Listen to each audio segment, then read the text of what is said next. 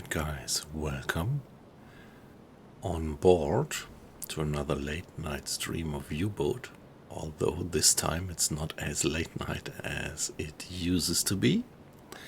Actually around here it's just 20 past 10 in the evening, which is not quite late night yet, right?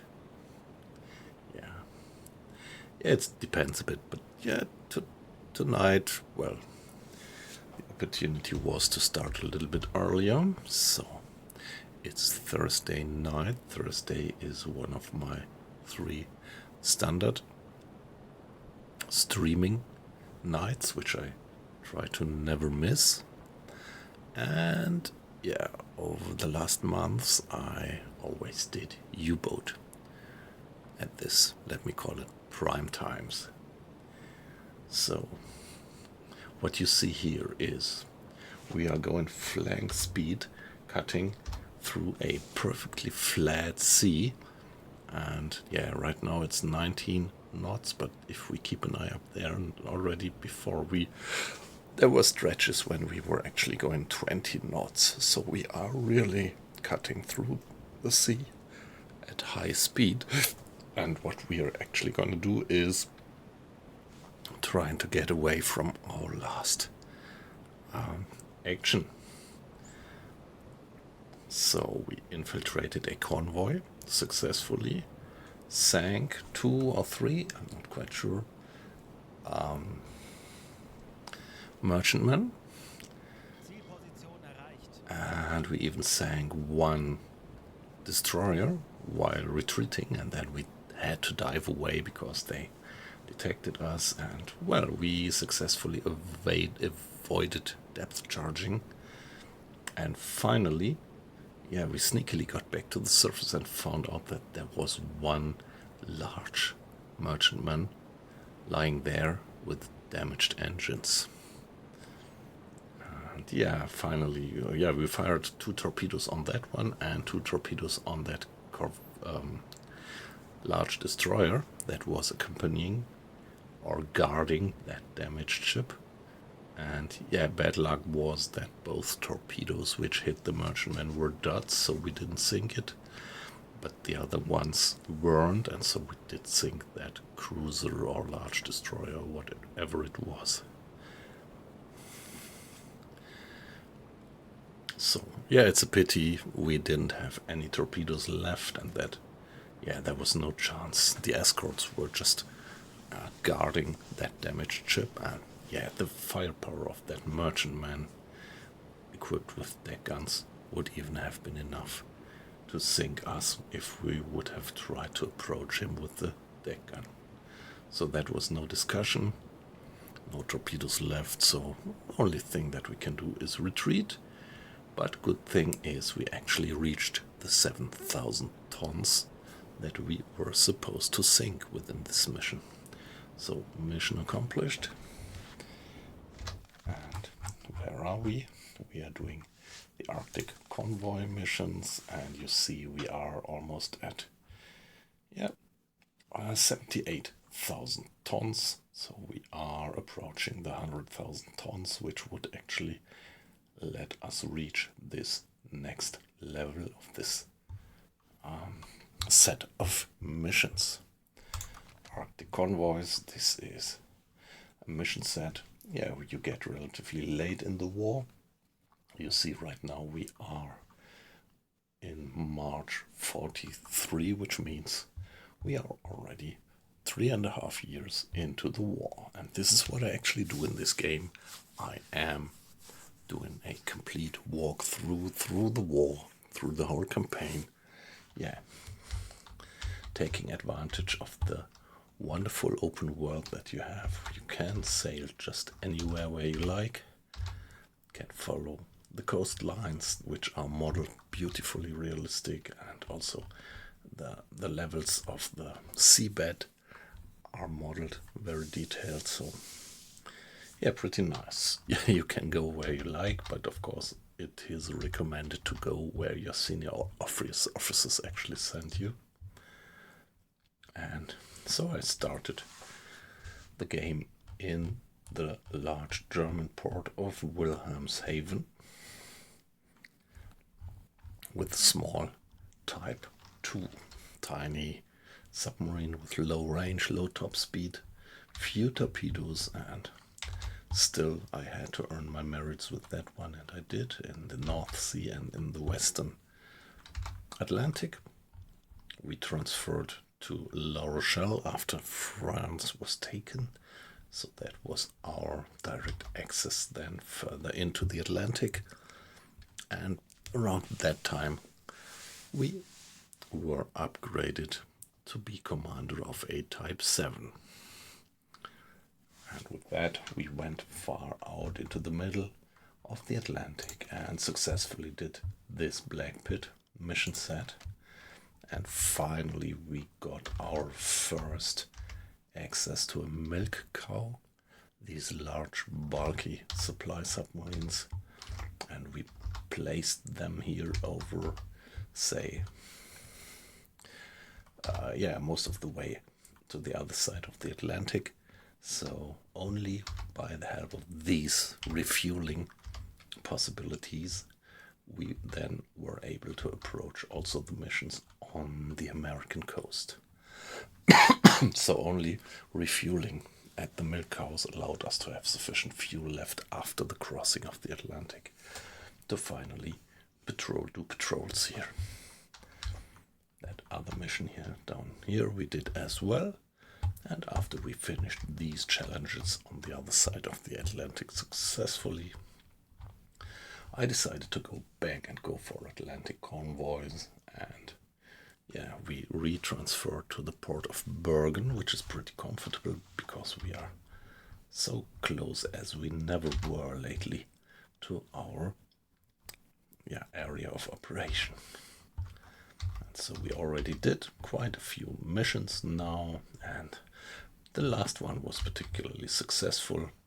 So we intercepted in a very controlled manner, we intercepted this convoy, which we had detected by the help of the hydrophone, put ourselves in front of it so that we pretty exactly approached it at dawn, at a time where our periscope would already work fine, but their vision was still kind of limited.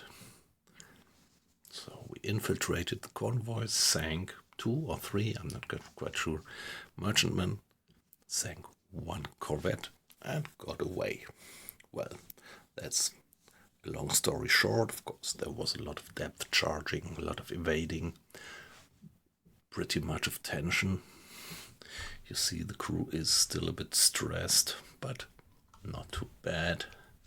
Discipline at 97, which is fine.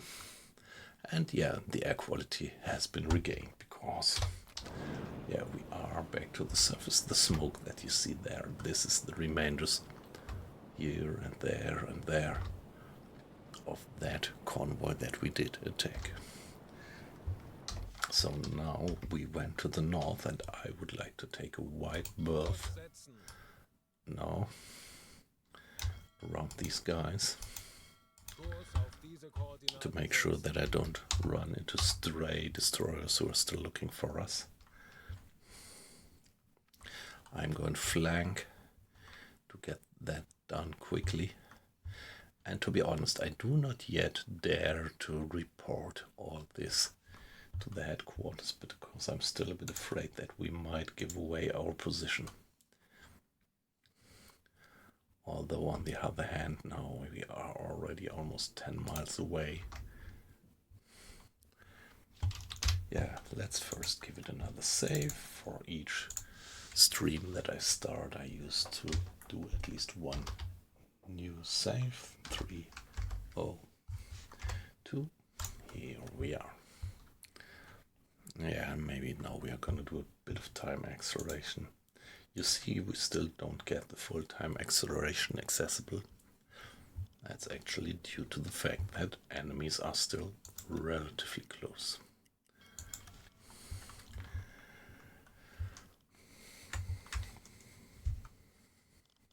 Navigation besetzen.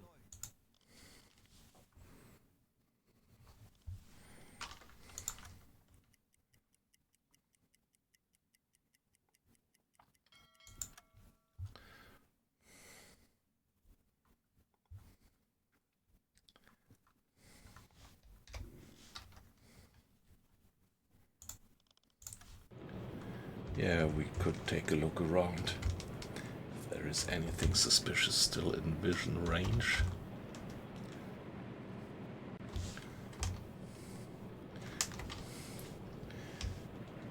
Yeah, it's mid-morning by now, and the attack took place at something like 6:30, roughly. So, looks like there are no surprises around. So, I tend to actually do the radio transmission now.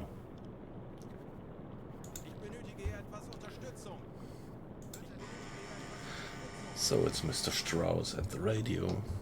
That's good. So Mr. Strauss is one of the two officers. Yeah, actually Mr. Strauss and Mr. Schultz.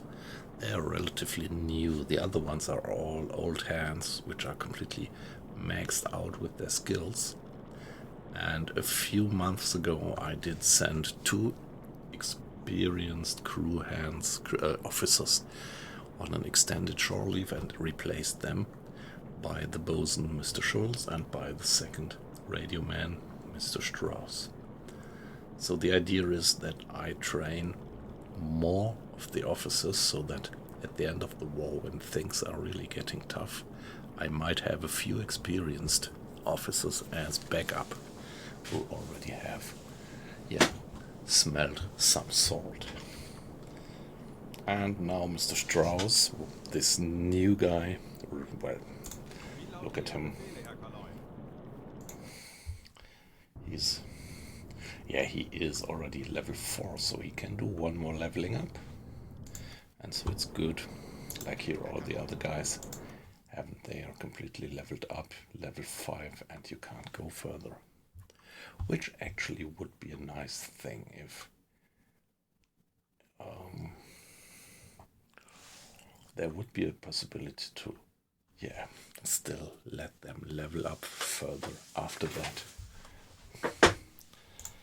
So now let's have Mr. Strauss do the radio message. So he has to switch to the radio room and let him send the report. Yeah, there's quite a lot of information to be reported.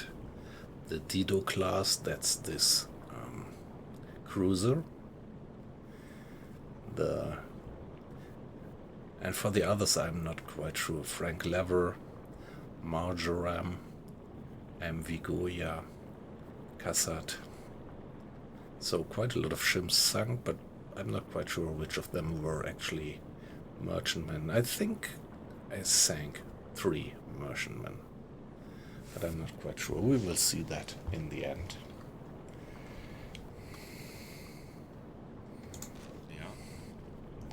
So why is Mr. Grad not taking a rest?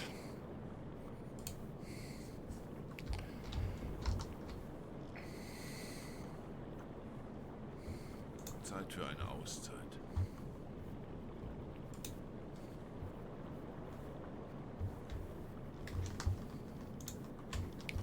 Stop direct orders. Ah, shit. With this I interrupted the radio transmission. So let's do it again.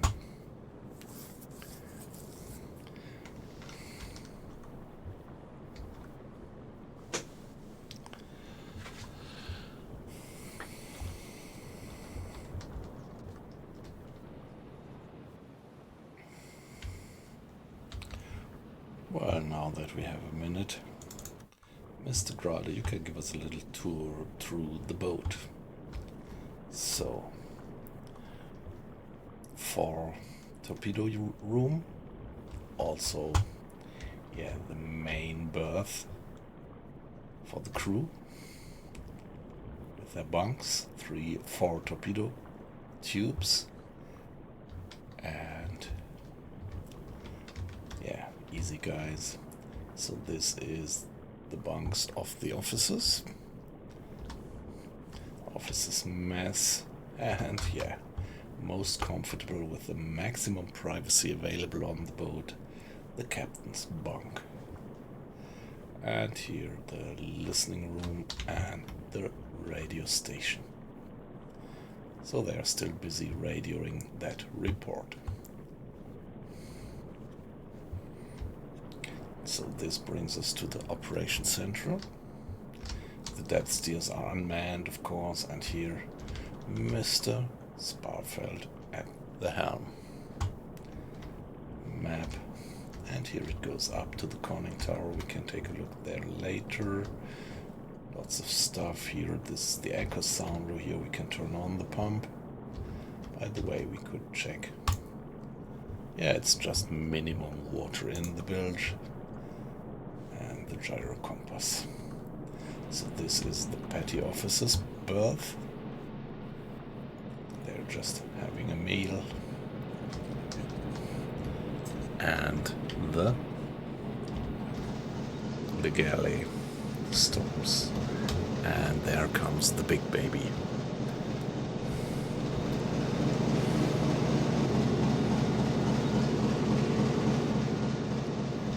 And the electric engines. Not in use right now, of course. And then we have the air compressor. It's the diesel compressor and a spare electric compressor. And the stern torpedo tube. Yeah, pretty important. So we have this reserve of compressed air, which we use to when we want to get back to the surface while diving. This compressed air pushes the water out of the ballast tanks, so it's vital to have that.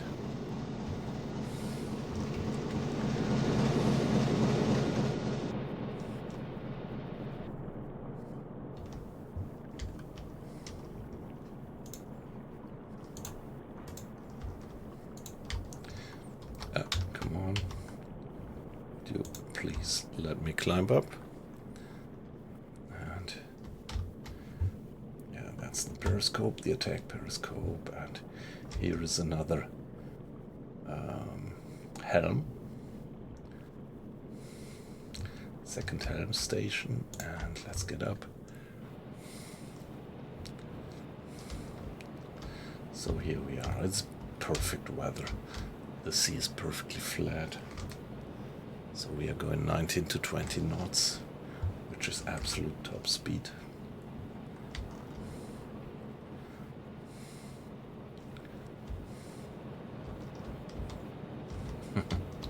Air gun, and yeah, we have this extended version by now, where we actually have two air guns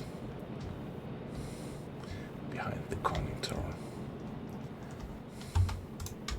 Yeah, and we can even go down on the deck. Yeah, you can't fall overboard actually.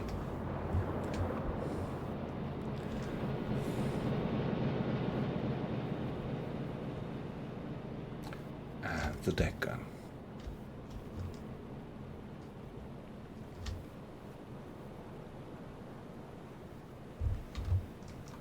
Yeah, I pretty much love this. That you can just walk around anywhere on the boat. That gives you that much of an immersion. Yeah, I'm a big fan of that game. So meanwhile, the radio transmission is probably finished. And so, Mr. Grade, thanks for the tour, and it would be nice if you would take a rest by now. Yeah, okay, transmission finished, so Mr. Strauss would go back to the radar detector. You don't have that in the beginning of the game, but after some development over something, after 2 years or something, I had that radar detector available. It's a passive radar detector, giving us alarm and a direction whenever another ship is directing their radar beams towards us.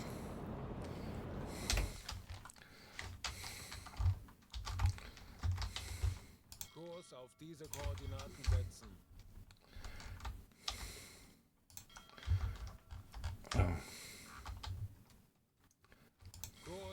setzen.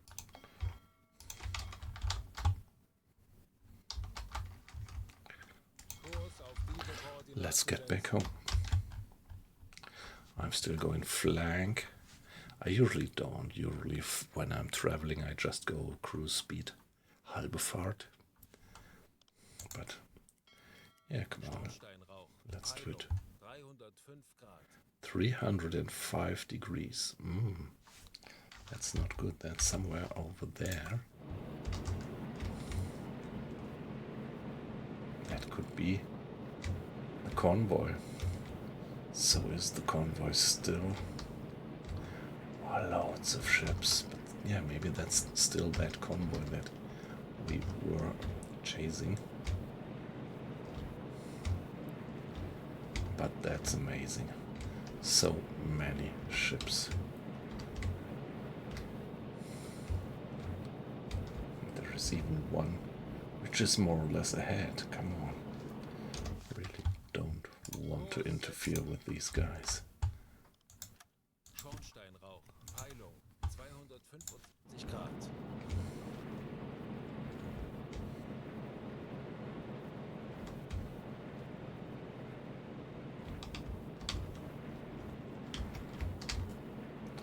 Okay, it's fading away.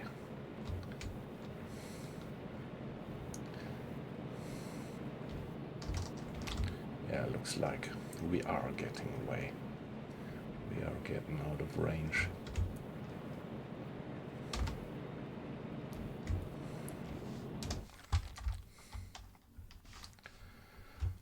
Kurs setzen. Give it another save. And let's carry on. Zeit für eine Auszeit.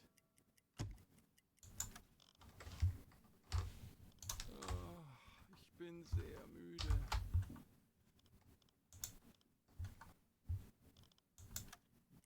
Schornsteinrauch. Kleine Gruppe. Peilung. 265 Grad.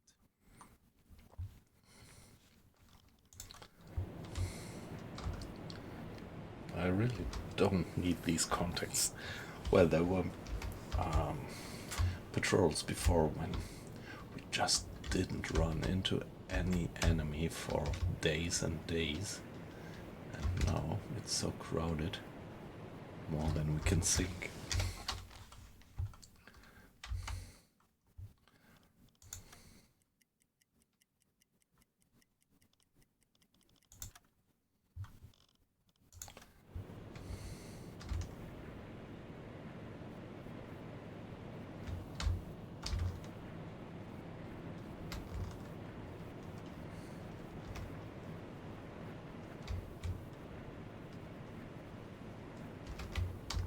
Oh, they're getting close now, aren't they?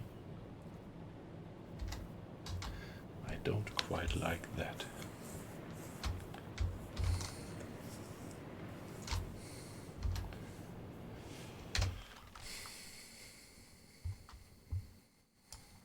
Kurs auf diese Koordinaten setzen.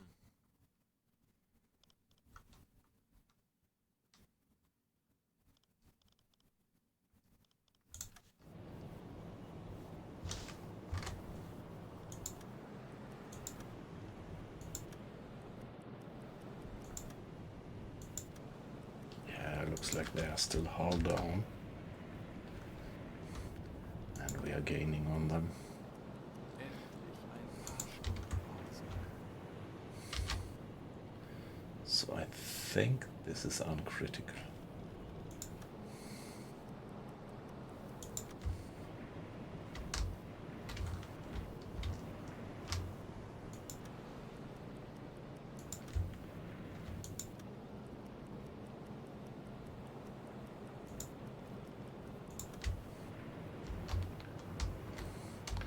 Oh. Now it looks like they're heading straight for us. Somehow our work schedule is not working properly. Stop direct orders. Stunden Pause. I tell why Endlich ein paar Stunden Pause. it doesn't work. I wanted to tell them to stop the direct orders. Endlich ein paar Stunden Pause. So that looks a bit buggy actually. What's the matter? Ich benötige hier etwas Unterstützung. Natürlich, Herr Kaloi. Hey, weight loss. Good evening. You just drop in when I see an interesting problem. So, whenever I press stop direct orders, Bin sehr müde. it doesn't work. Ah, okay, so this guy has to take a rest out of the line.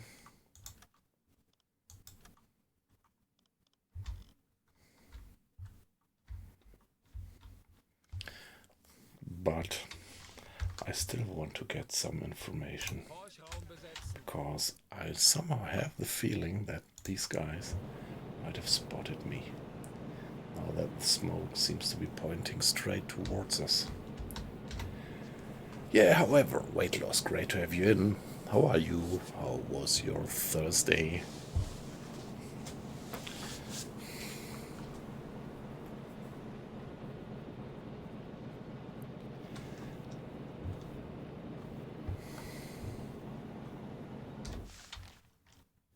Ich erwarte Ihre Befehle. Yeah, it looks pretty unsuspicious. Ich bin sehr müde.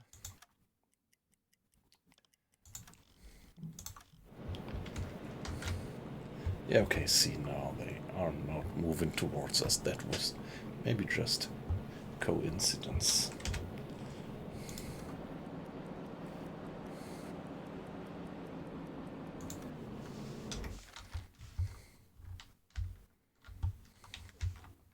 Kurs setzen.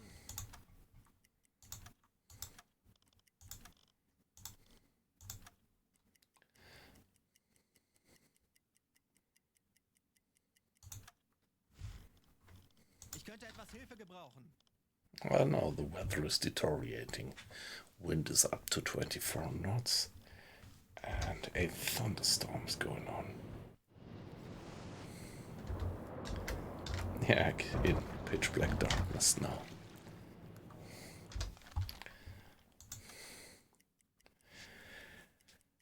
Yeah, at the moment bad weather is nice because this will prevent Melde mich zum Dienst. air patrols being abroad. Hey, yip yip. Yeah, you scared the hell out of us. Good evening, or maybe I should say good afternoon. How are you doing?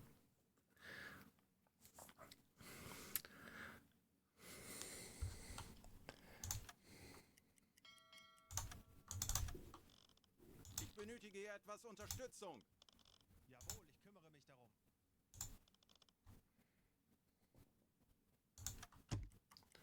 Supply ship has reached target. To be honest, I don't quite like to have the supply ship there. Maybe that was a bad idea.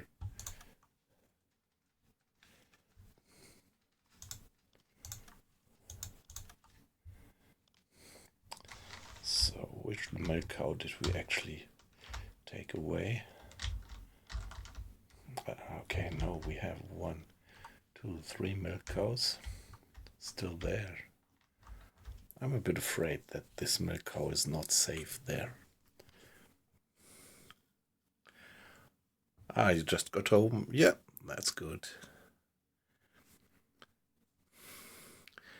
Yeah, so weight loss with your experience. What do you think? Is it a good idea to put the milk cow there?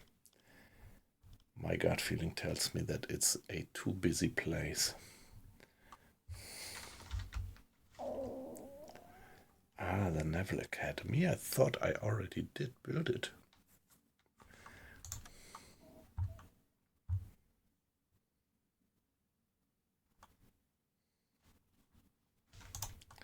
Yeah, I want to build the Naval Academy because I think this gives an additional buff of experience to my sailors.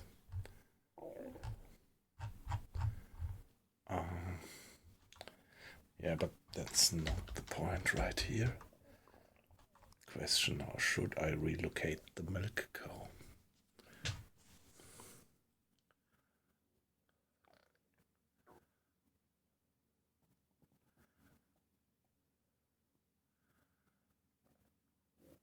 Yeah, okay, that would be nice, yeah.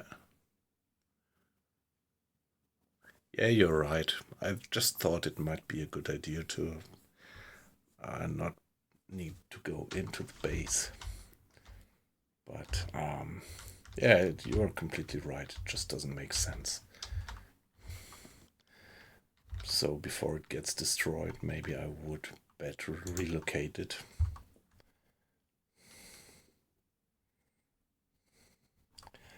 Come on, on the other hand, I'm kind of curious. And so let's first use that slot.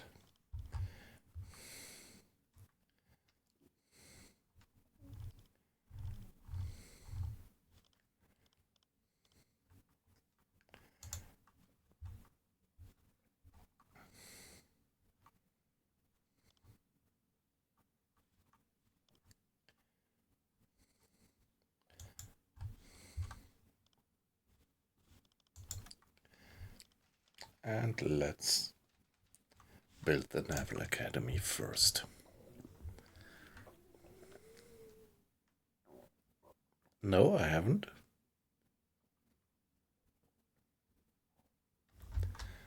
Up to now, I didn't get the benefit. I don't quite remember how it works from former games. So I don't have to? Why is it then on the map? I mean, like, I can't interrupt it when I've once started it. I can't interrupt it. So if I don't need to build it, then I'm a bit in trouble. Ah, that was the idea. Okay, so now I sent this guy there. This completely useless, but cool looking guy with his aviator glasses. With his 80s aviator glasses. I sent him there and he will... Okay. Yeah, I should have better read what's written there in the text. Yeah, I see, I remember. So, looks like I can't stop it. Alright, however.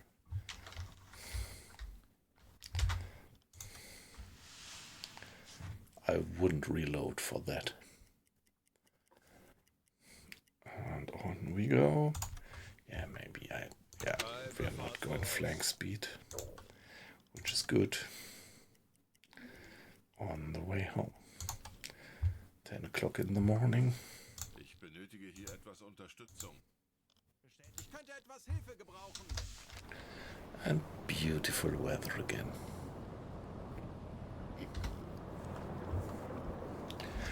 By the way, good evening, guys. So, yippee yap, weight loss.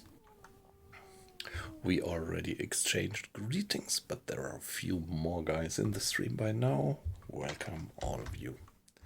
So, don't be scared. I don't see you in detail and personally. I just see the number of people watching and going up.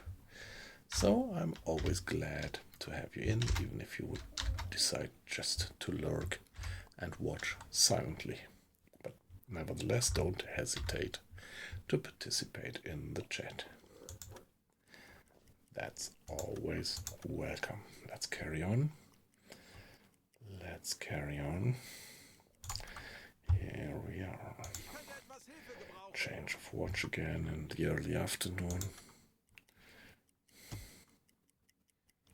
Yeah, missing workers on the conning tower. That's so weird.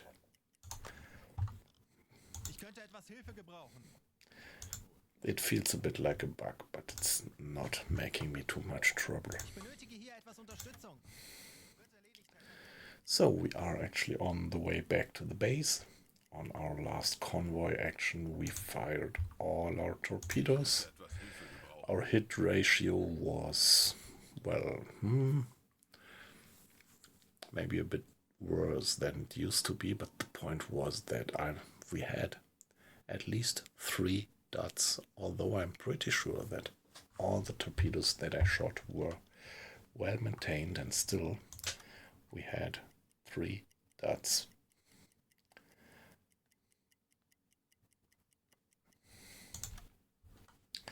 Yeah, but I would never bet my farm on that in the heat of the battle. Never say never, or never say you're sure. But I think, I usually do that, and remember to give them a maintenance before I fire them. Ich benötige hier etwas Unterstützung. So bad weather, which is good, while approaching the harbor or home port, because this is one of the largest risks maybe in terms of air patrols, that while approaching our port, this port might become the aim of a massive air raid. So at sea it's maximum 2 airplanes that attack you, but close to a port it could easily be that there is an air raid of something like 10 planes, and when they stop you they will all abandon the port as a target and go for us.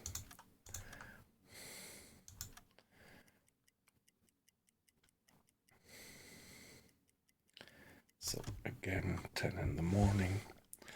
Ich erwarte Ihre Befehle.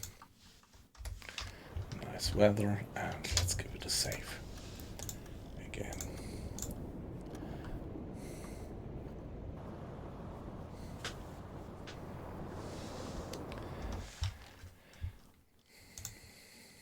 Ich könnte etwas Hilfe gebrauchen. Jawohl, ich kümmere mich darum. Herr Kaloin, wir befinden uns in flachen Gewässern.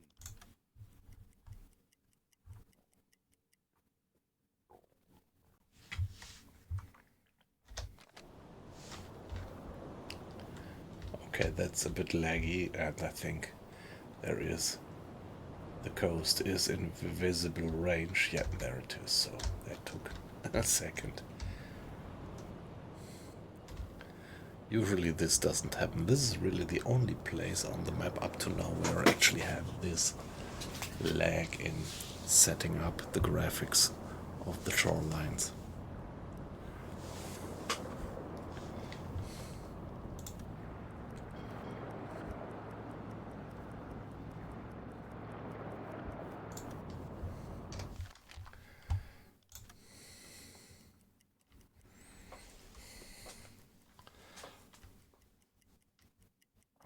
Herr Kaloin, wir befinden uns in flachen Gewässern. Yes, shallow waters, of course.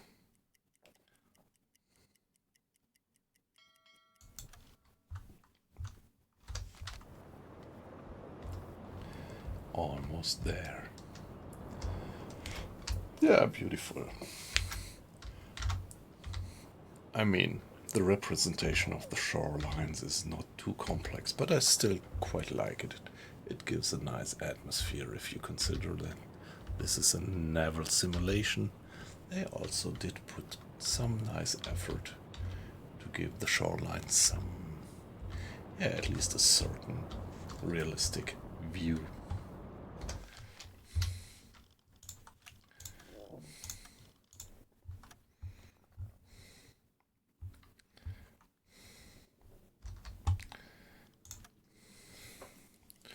There we are on the final stretch.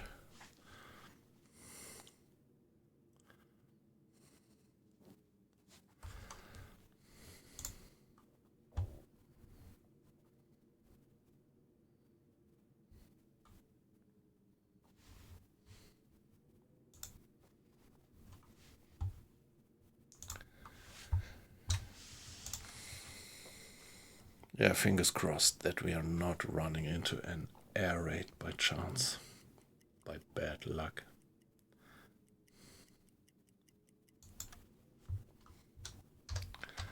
And here we are. There we already see the submarine pens, the shores, and yeah, that's also nice. So when we approach that city, there is some occasional buildings on the shore already here.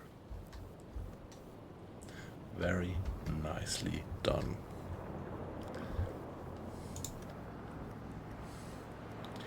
Yeah, in this view, time acceleration always breaks the immersion a bit. Let's reduce speed. Let's not go cruise speed into the submarine pen.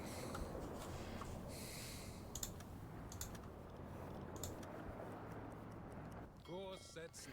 And there we are. Mission completed. So allow me, save. And allow me to be AFK just for 1 minute. And then we are gonna see what we achieved in the mission. Be back in a minute.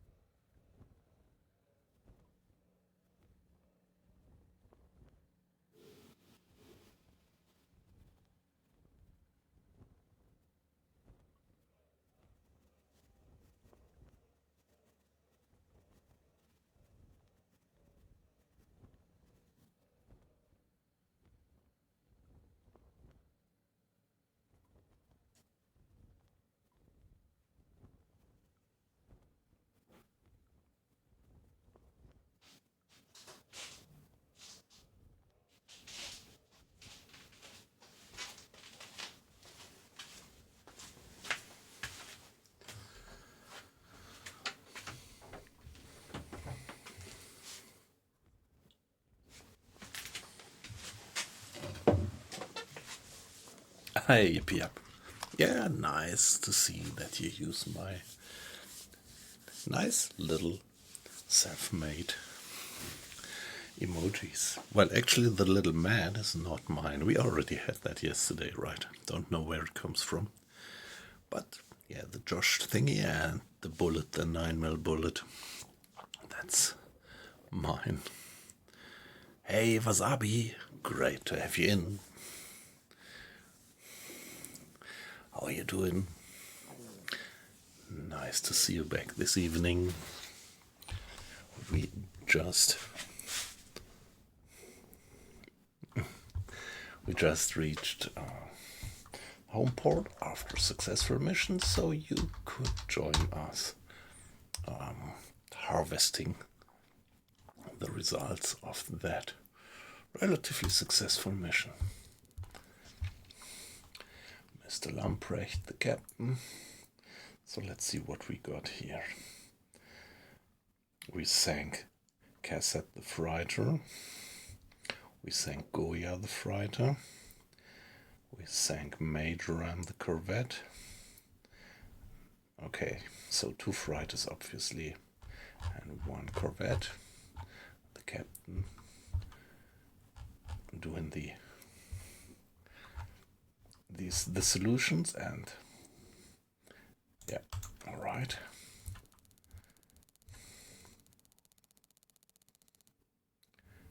So hey, come on. No mention of the cruiser. Well, let's see. However, now we are at 77,000 or almost 78,000 tons out of 100,000 that we need for the next level of this one. Hey, Wasabi, that's nice. Have you been watching it on YouTube or on Twitch, actually? I guess on Twitch, right?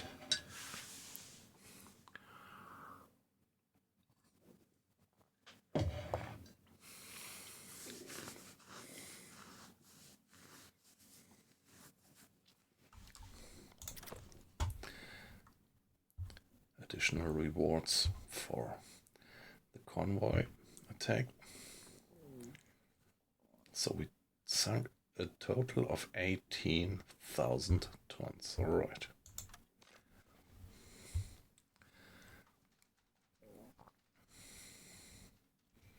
And here we have the summary. One fry. Okay, finally we sank 3 freighters. I wasn't sure about that. That's nice. So we sank 3 freighters, 1 corvette, and 1 cruiser. Very nice. And we reached all the mission goals.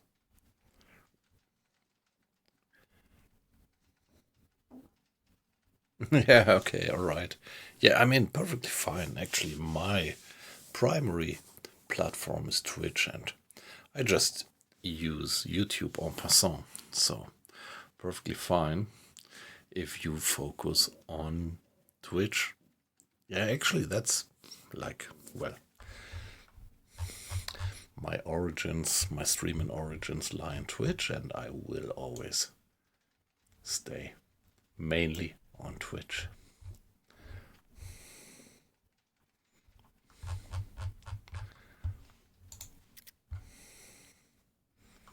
Alright, so some experience for the 2 officers which are still relatively new, but okay, it doesn't boost them to the extreme. But Mr. Schultz, look at Mr. Schultz, he's pretty close to reach the next level, but he's still level 3.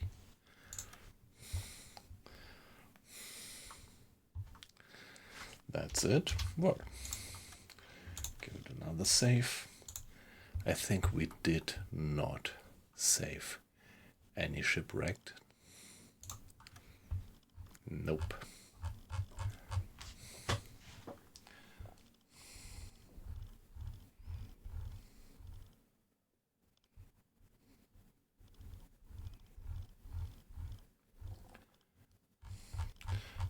Guys, all right.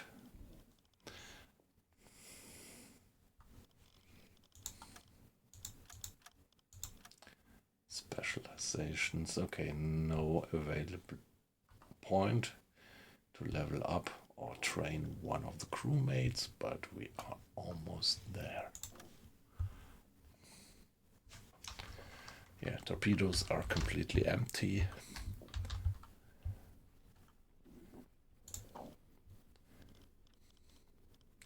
Coffee.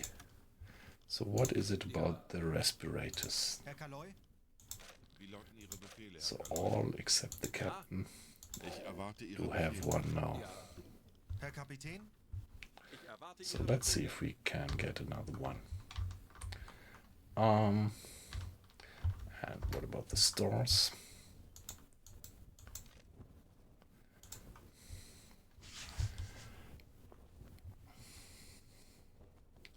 Yeah, that looks fine. We only used up the stores that we had in the galley. We didn't even touch anything that we had in the storage room. Yeah, that's the good point when your target area is so close to your home port. I don't know, did we fire that gun? Not quite sure. I mean, flag, ventilation system, so let's get to the warehouse. Sehen Sie sich die Lagerbestände an. Items. Sell the coffee. I think I would like to have that one. Then torpedoes. The torpedo tubes. 1, there is a lot of these old ones, these brown pistol PI-1. These are relatively unreliable pistols. Let's hope that we have enough torpedoes so that we are not stuck to finally use them. Stern torpedo tube. I love to have the self-homing, the sound homing torpedoes in the stern, so let's first move them there, the stern torpedo tube and the stern torpedo storage, and now for torpedo storage T3, T3, T1. Let's avoid these ones here with the bad pistol. Another T1, another T3, another T1. So the supply situation seems to be still relatively okay after 3.5 years into the war. Do I want to have one T5? Yeah, let's have it with us.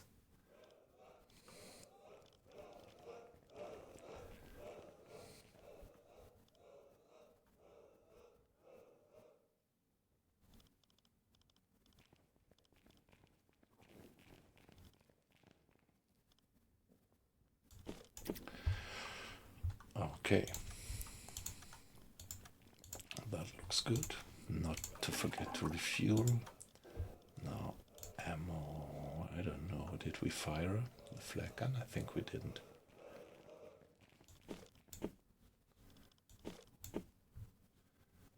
And I'm pretty sure that we didn't fire the deck gun. So food. Yeah, we are perfectly fine, aren't we? With that supply and equipment. We didn't use any repair parts or medkits. We didn't use any decoys or any potassium absorbers, so no need to refill.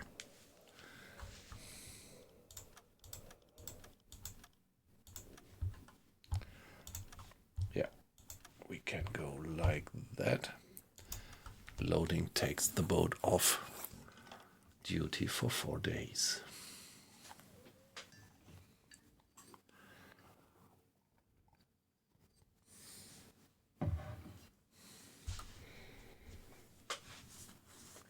Yeah, discipline is almost back to 100%. And yeah, let's remark that the fatigue level has been increasing to -3, but that's still relatively uncritical.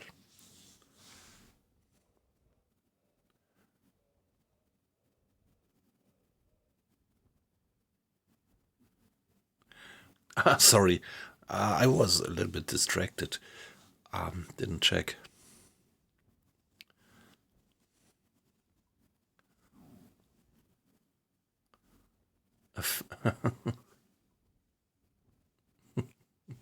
Yeah, well,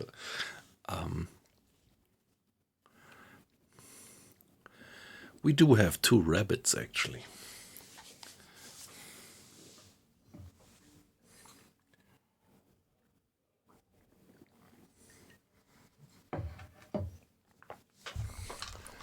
So got them, and now I can let the captain get his Bestätige. breathing apparatus. Bestätige.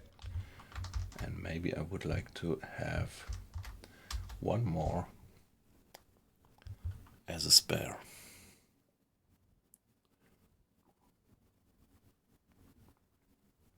Yeah, wow, 2 dogs, yeah.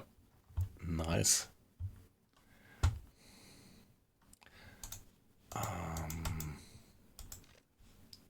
Was benötigen Sie, Herr Offizier? Sehen Sie sich die Lagerbestände an. Torpedorohr 1 gewartet. So let's get this one, and then we are finally done. And in principle,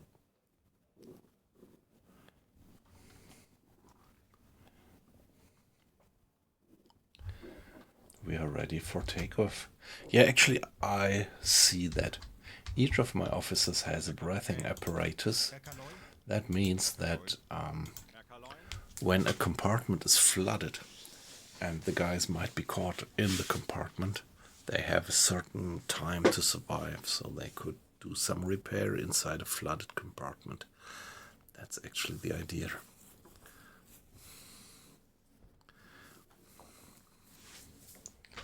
It's, yeah, just a short time period, so not even 5 minutes, even less, but still they can survive for a little while underwater. And now, yeah, we could give it a new name, W303. And now check which missions to go for next.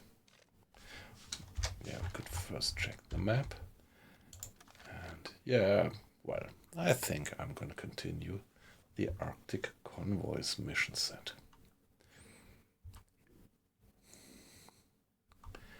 Yeah, if we are very, very good, we might reach the 100,000 with the next mission, but probably we are gonna take 2 more patrols to reach that.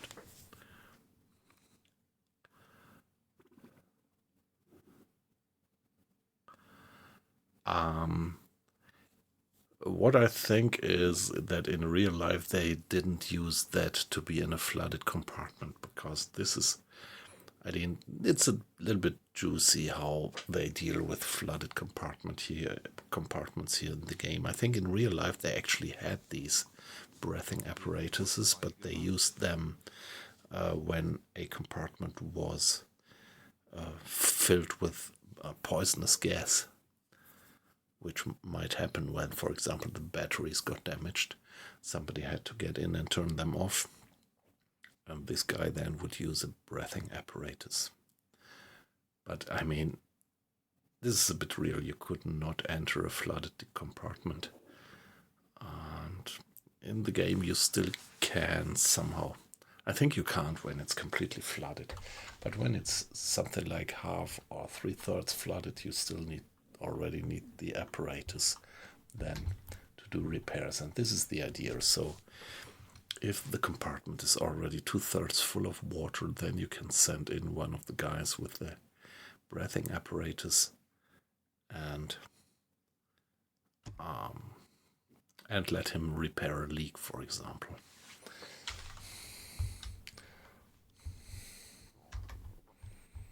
So here we are.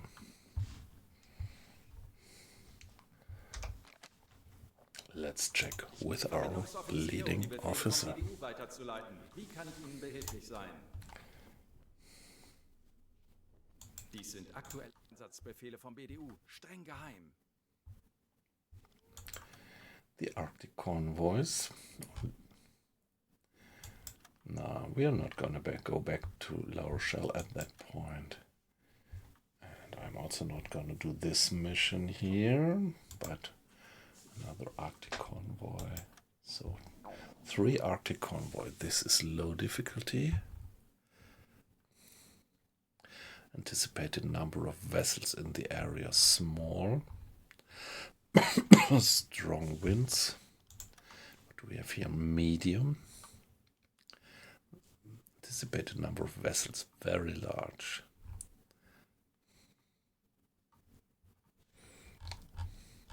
What about this one? Low. So I'm definitely gonna go towards this one here, where they anticipate. So intelligence does anticipate lots of ships in this area, and we shall sink 7,000 tons. Yeah, that's a comfortable mission. Let's go for it.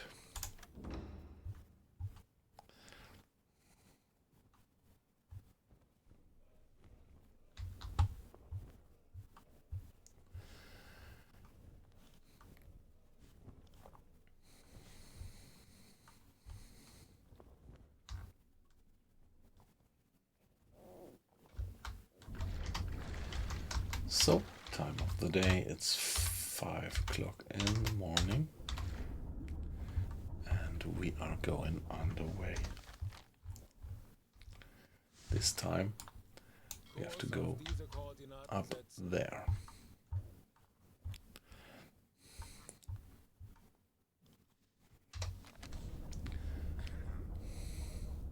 Halbe Fahrt voraus.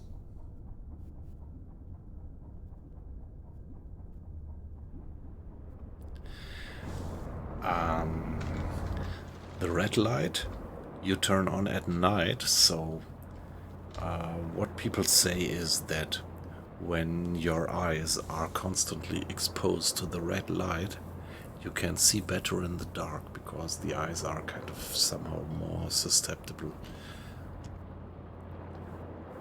And so that's the idea. When it's nighttime, you have red light all in the boat, so whenever somebody steps up onto the bridge, onto the conning tower for doing observations, he is already slightly used to the darkness and has a better darkness vision. That's actually the point. Having the red light on gives everybody stepping out onto the conning tower a bit of a better dark night's vision.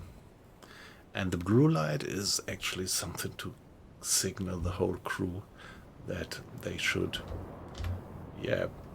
save their breath.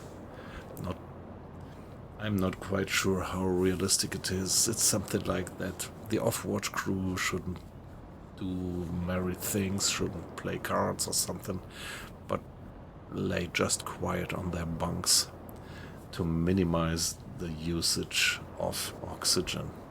And additionally, the crew will be extra silent when you have the blue light on. So the red light really has kind of a physics purpose, and the red light has really some kind of physics background purpose, and the blue light is just the sign for the crew that it is absolute silent running status.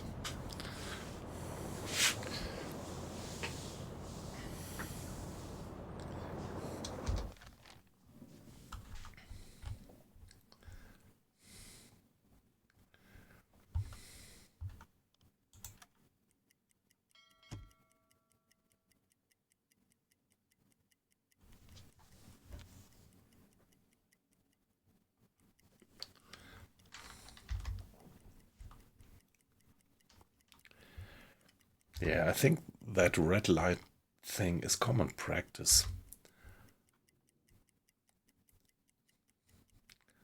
on men of war, warships.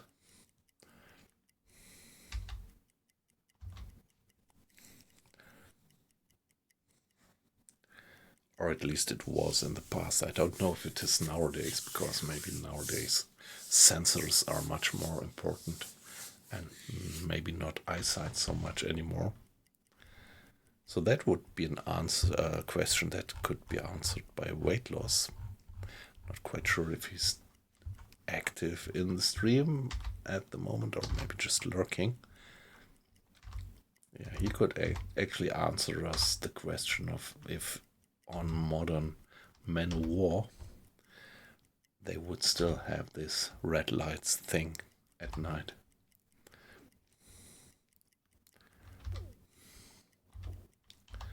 My guess would be that they have.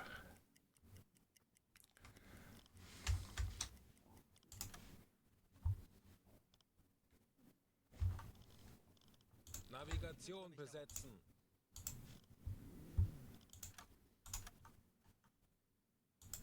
Torpedorohr 2 gewartet. Ich könnte etwas Hilfe gebrauchen. Wird erledigt, Herr Kalon.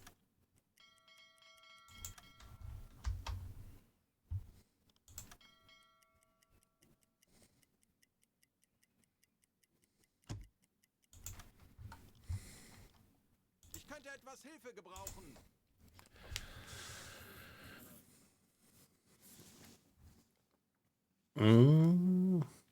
Yeah, that might be.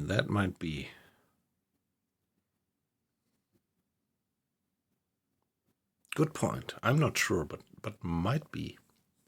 Maybe you need less intensity with the blue light to do similar illumination. Good point. Never thought about that, but maybe this is to save electricity just as well.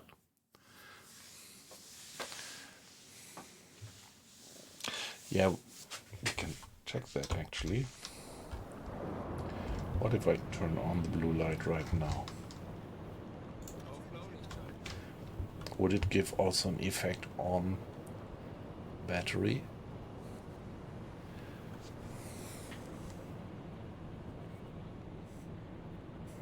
I don't know. I really don't know how they did that in a submarine in terms of hygiene.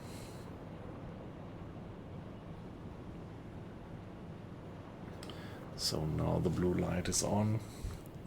What difference does the blue light do? Yeah, okay. As long as we are on the surface, it actually seems to do any effect. So let's get back to normal, and yeah, when we do the next dive, we're gonna check that. Yeah, I think so, probably. I vaguely remember that one of you guys in the stream actually knew about that, but I just don't quite remember what the answer was. I mean, when they're out for something like 3 weeks, they have to do some kind of hygiene, but yeah, it was very limited, like also the change, like underwear. I think somebody knew that it was very limited, just like having 2 spare underwear to change as a change with you, something like that. Yeah, so there must have been quite a stink down there.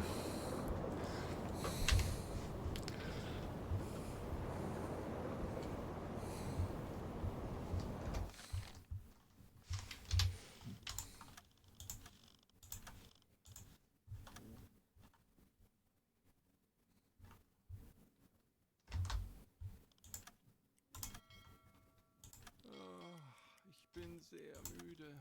Mr. Strauss, what's the matter? Something is not working properly there with the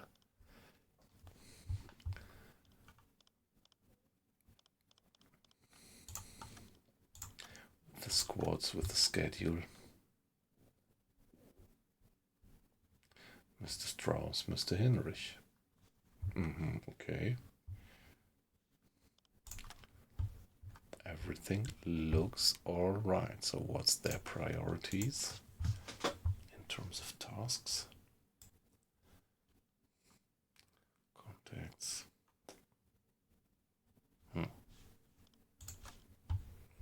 I don't know. Torpedorohr 3 gewartet. Ich benötige hier etwas Unterstützung. Betrachten Sie es als erledigt, Herr Kaloy.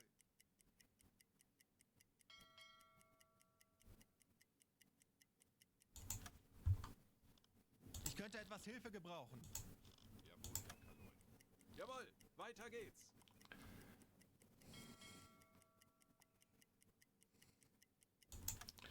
Okay, this time Etwas Hilfe it's gebrauchen. a bit further to go to reach the mission area than it was before.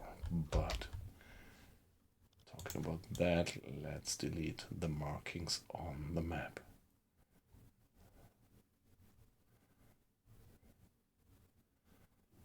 Of the last mission, we don't need them anymore.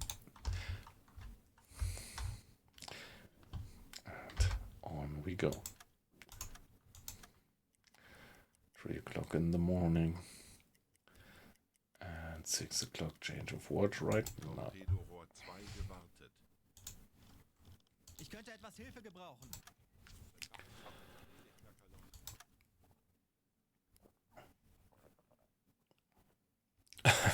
Do I do any sports? No, to be honest, I don't. I don't.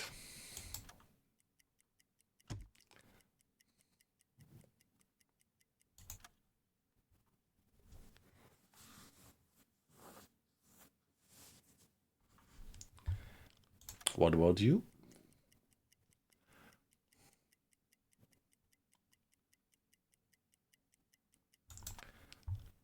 Ich benötige hier etwas Unterstützung. Bestätige. Ah, nice, nice. So, something like decathlon, or what's your specialties?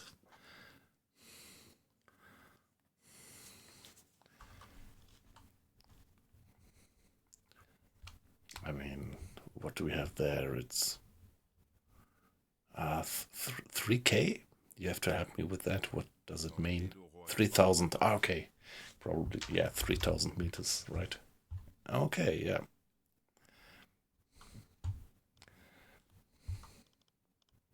Ich könnte etwas Hilfe gebrauchen. Jawohl, Herr. Ich benötige hier etwas Unterstützung. Wird erledigt, Herr Kaloy.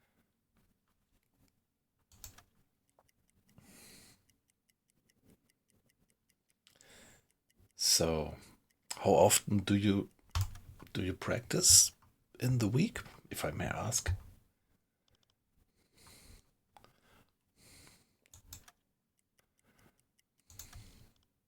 Ich könnte etwas Hilfe gebrauchen. Yeah, just generally, guys. If I ask any question that you regard to be too personal, just ignore it. Wow, 60 days a week, so I guess you're pretty good, aren't you?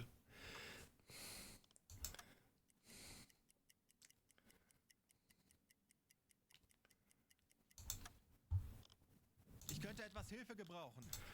Wird erledigt, Herr Kaloy.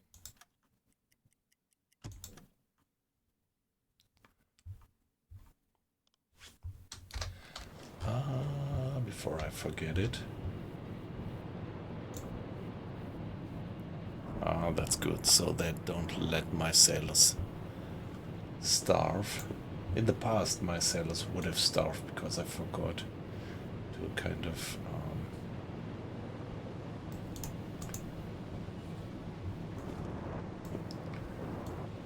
refill the stuff in the galley, but yeah, they automatically did refill the stores. Very good. Yeah, but I'm sure maybe this is now just understand statement, is it?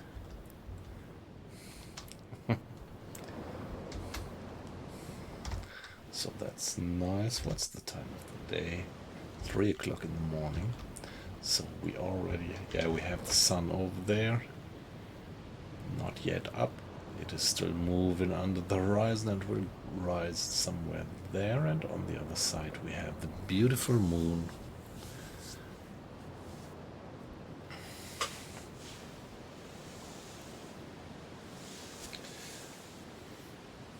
Between two clouds.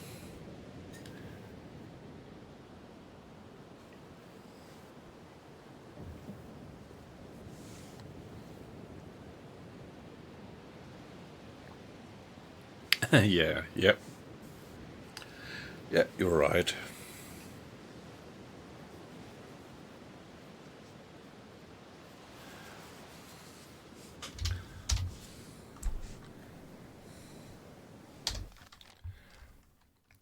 Yeah. And still, I think one thing that people should consider in these kind of conversations, that if you give away too many details about yourself, then other people might Google and find out who you are. I mean, it depends a bit on your presence in the internet. But for example, when you are active in some social networks and then you give away all the details about yourself in the stream, I think people might actually find out if they would invest the effort. Yeah. Yeah,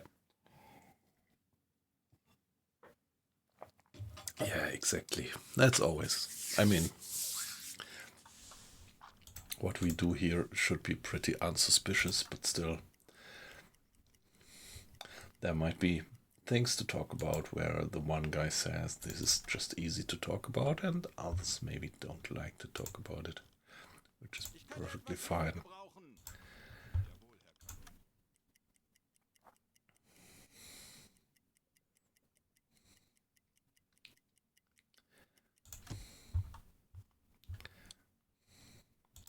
benötige hier etwas Unterstützung. Jawohl, Herr Kaloin.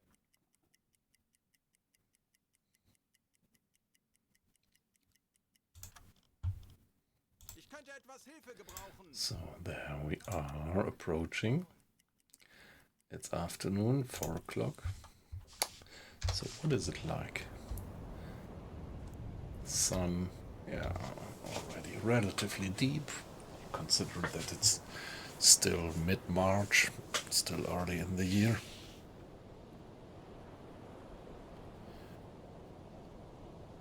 Yeah, well.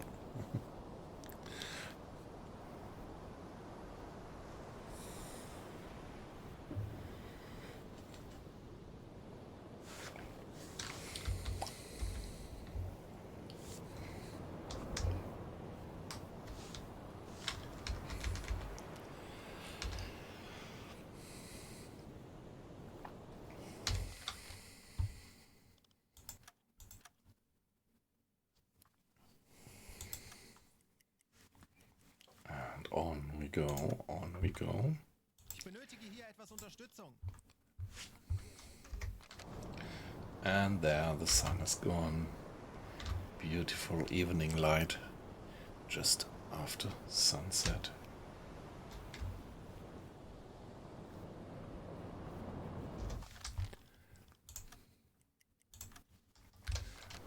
Now the moon. Is the moon coming up? Yeah, there it is. Oh, I love these graphics. I could look at that for minutes. How the bow cuts through the waves, the spray going high up. And if we shift view a bit, we get the moon into the background. That's so great.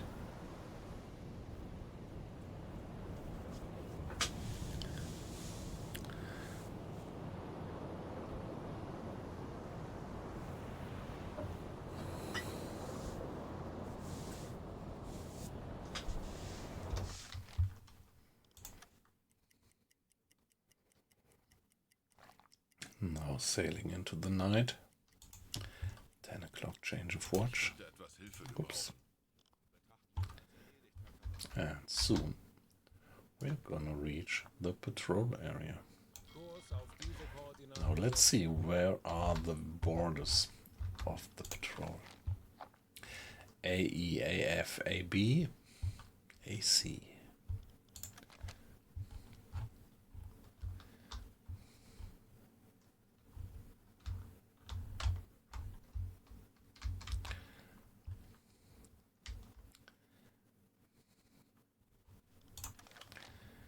AEAF.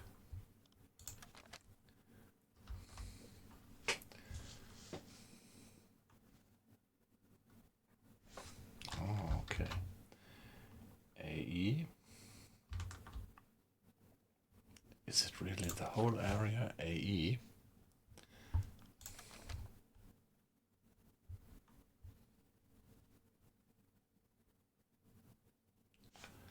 Wow. That's an enormous area. AF. AB is which? It's all this.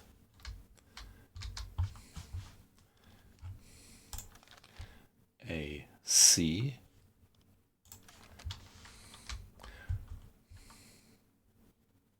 It's all this.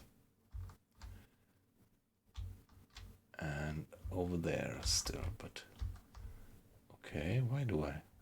Okay, there are still some markings from an adventure that I did here. Something like two in-game years ago, and I did not delete the markings. Anybody remembers this mission here?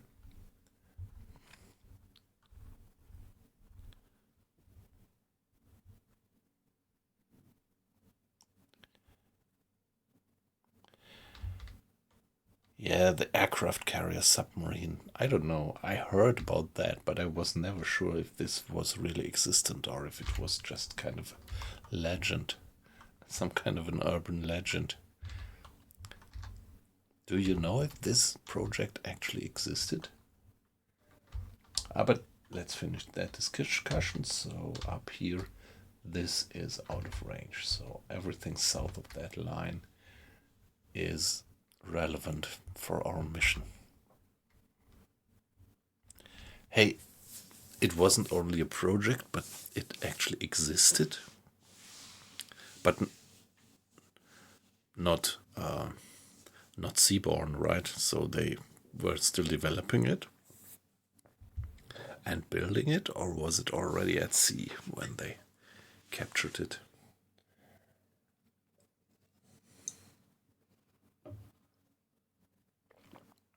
Amazing.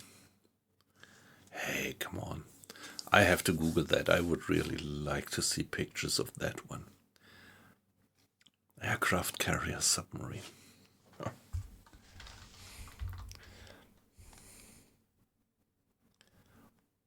Hey, come on. And back then, that must have been enormously large.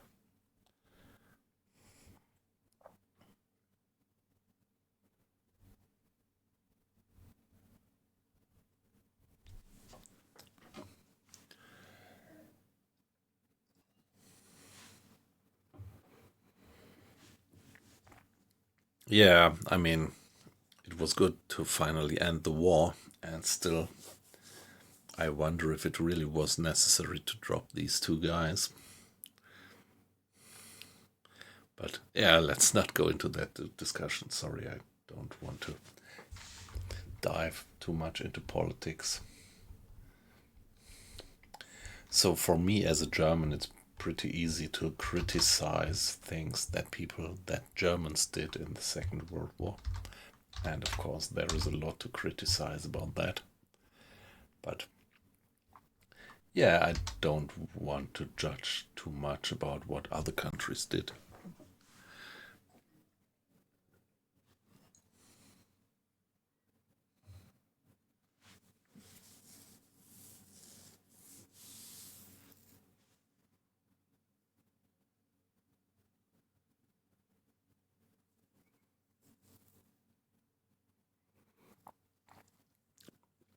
Okay, so I misunderstood your previous remark, so yeah. Okay, nice, very interesting. Pretty amazing technology, actually.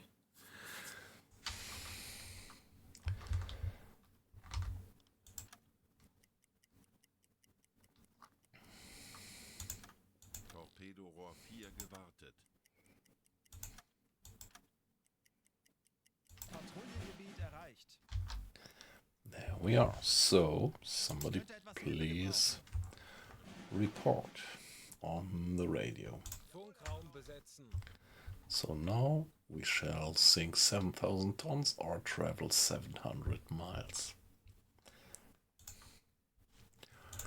Let's report to the headquarters that we finally reached the patrol area. Kurs auf diese Koordinaten setzen. Funktelegramm gesendet. So that's plus 5 XP for Mr. Strauss, which is yeah, almost but not quite nothing. Mr. Strauss, so enjoy your off watch again.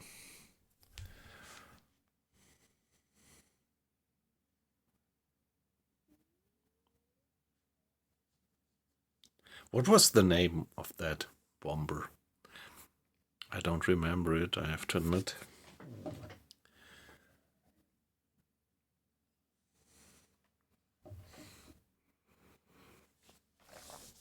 Yeah, I read a few articles about that, and yeah, but don't quite remember the details, to be honest.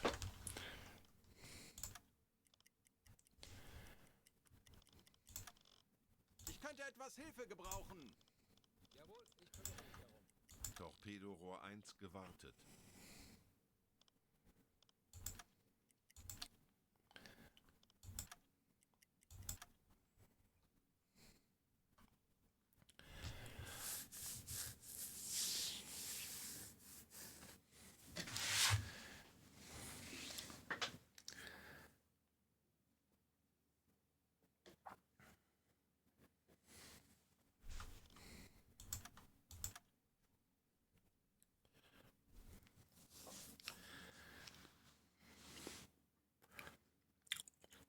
yeah, in the past I did some project management, and yeah, that were projects which were not completely small. There were quite some teams in it, but so this is why I'm so fascinated by what they did back then. I mean, fascinated in a negative way, but also fascinated in a positive way, because it was amazing what they did back then in terms of project management to get this thing on the road or in the air, to put it like that. Okay, Enola Gay, yeah. Okay, the word gay maybe only later got its today meaning. Not quite sure what, yeah, the evolution of the word actually was.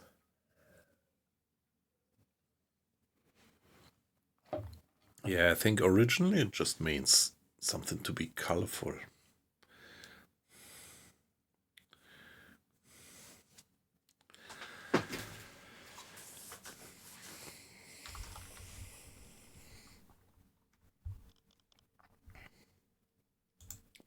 But any native speaker, please correct me if I'm talking nonsense.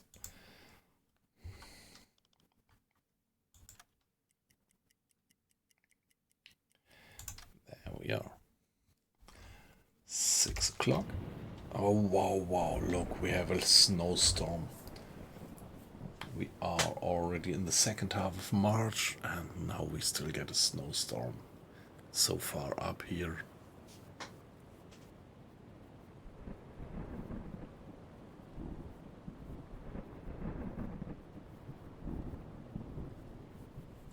Yeah, Wasabi. That's the point. Yep. That's the point. That is what wars always did, yep.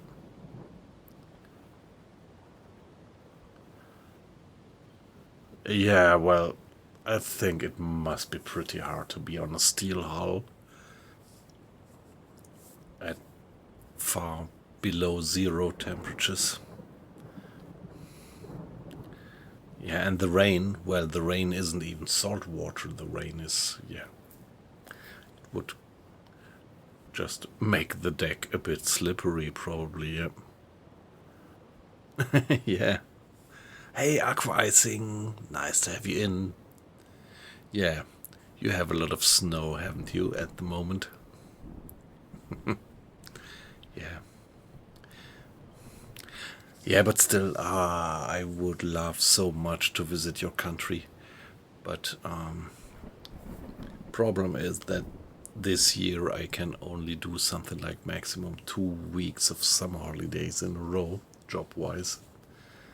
And otherwise, we were really considering to go to Canada. So we are getting more and more adventurous. So last year we went to Ireland. And yeah, we were actually considering to go for Canada. Particularly, I might have mentioned that one uncle of my wife actually lives in Quebec. And yeah, but well, for 2 weeks it's not quite worth the while, and the cost, the plane, and so it's really also an issue with the money.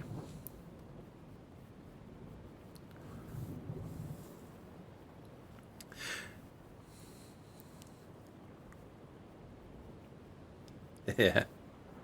Hey, Wasabi. Yeah, this is what I am thinking about. I mean, the submarine is a steel hull, and yeah, water isn't that warm. And particularly here, it must have been terribly cold. I can't believe that. I mean, if you're sailing in these waters here in the winter, the water around would be just something like 4 degrees or something, I would guess. And with that, like conduction of heat through the steel hull, yeah, although you have so many people in the submarine heating it with their bodies, and really, really hot in the summers, yep.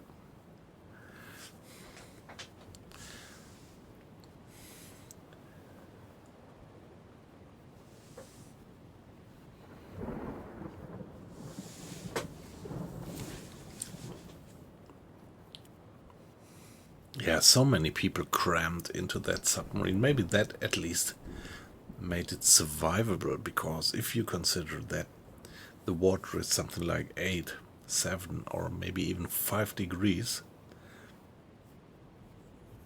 it might become pretty dangerous inside the sub. Yeah, that's right. You can cool down the salt water even to lower temperatures. Yeah. Yes, yeah. Exactly.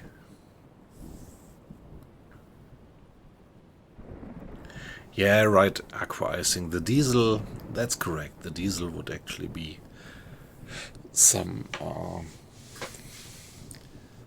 yeah, they could use the diesel. I don't know the details, but somehow they had to cool the diesel, probably with cooling water, and they could use, like here in the winter, they at least could use the cooling water of the diesel to heat the interior of the submarine. Just like you have it in a car, actually.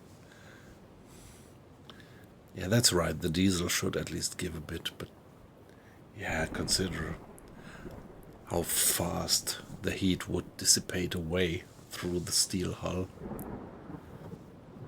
Okay, I mean, steel is not the best heat conductor, but I mean only in terms of metals. If you compare it to other metals, steel is a pretty bad heat conductor, but if you can compare it to something like foam or insulation whatsoever,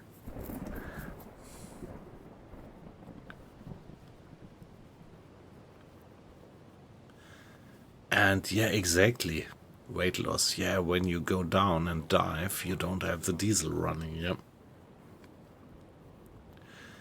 and wouldn't that be a technical issue also with the batteries? Because when it gets cold, the batteries would really, really lose capacity.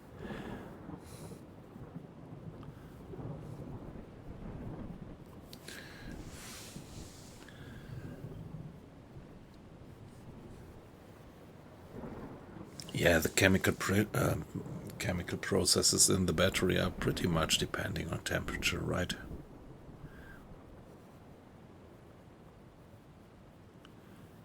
And the icing, yeah, it must have been terrible. That's right. So, by the way, while we had our little discussion, we all could enjoy that wonderful graphics of the boat cutting through the winterly waves and the snow flakes blasting around. But let's carry on. Kurs auf diese So soon we are going to do our first hydrophone check to see if there is any enemies around. Unterstützung. Betrachten Sie es als erledigt, Herr Kaloy. So here we are. Tauchen auf. Let's do a hydrophone check. By the way, quite a few more people have been dropping into the stream. You're completely anonymous. I just seen the number going up. And still, welcome. Great to have you in. Perfectly fine if you just watch silently lurking. But, of course, comments and interfering with our little chat here is always welcome.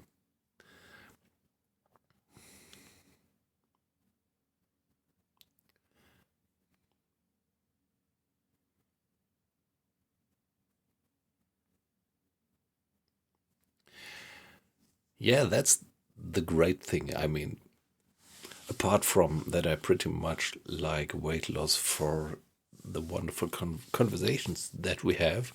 I also pretty much enjoy to have him in the stream because he's really the expert on the topic, being an ex-Navy officer in the German Navy.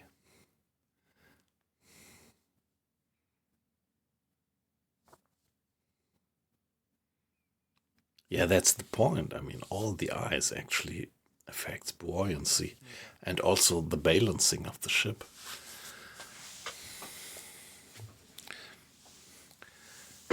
I don't quite know the word in English, but in German we would say that the ship might become very top-lastig. Top-heavy 40 Meter. by all the ice.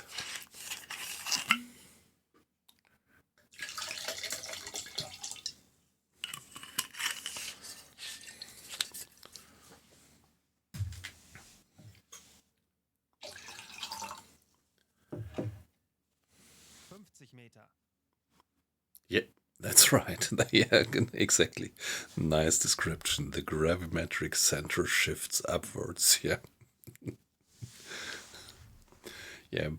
By the way, guys, let me mention that Weight Loss is also streaming by himself, so Aktuelle Tiefe 35 Meter. just drop into his channel. He's usually streaming earlier in the day, so I would warmly recommend that you check him out and follow his channel and take a look at what he does.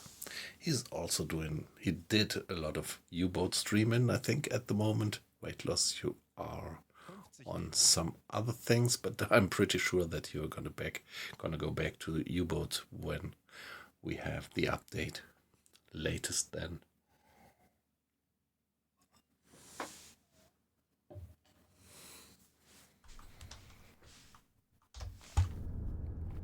Okay, so while I was talking, we completely missed the process of diving. But yeah, that's just a standard procedure when you don't have to do all the micromanagement in the game. This is also what I love about this simulation. So there is this standard work procedure when you press on hydrophone check, then all these things are done automatically in some standard workflow by the crew. And the bottom line is that the crew brings the boat down to 50 meters, stops the engines, and then we do 5 minutes of silent listening. We actually did collab. We once had a very nice run in another submarine simulation, which is a co-op multiplayer thing. It's Wolfpack. Don't know if you heard about that. And maybe we should also do some collab also in Warband. No, what's not Warband? What's the name? So this game that you are also playing, War Tales. That's it. So maybe sooner or later we would also find some opportunity to do War Tales together. I never streamed it up to now. Yeah, that multiplayer submarine game, it's Wolfpack is the name, but it's not free. But I think it's not that expensive. It's early access and still pretty basic, but the control of the submarine with a little team of 5 people, it's great.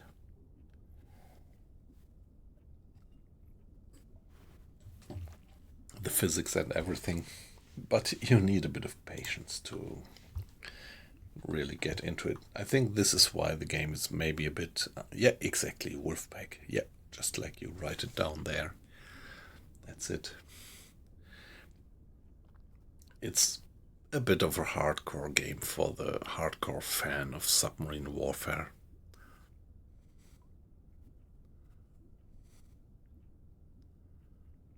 Yes, yeah, that's right. Yeah, that's the point. So this is what I also was considering in the past, that it's a long commitment and I really don't quite know how you should do that. You would have to be in joint sessions over a long time again and again. And yeah, you're right, that's not quite realistic. But doing another Wolfpack run, let's keep that in the back of our heads. Pretty much enjoyed it. Not so much for the gameplay and everything, but for the physics, for the interaction and the physics of the submarine. That's so great. And they are working on the game. They are actually about to, they work on introducing corvettes so that there might be one group of 5 players controlling a corvette and another group of 5 players controlling a submarine. And that would be really great. I'm curious if they really go so far that they get that running.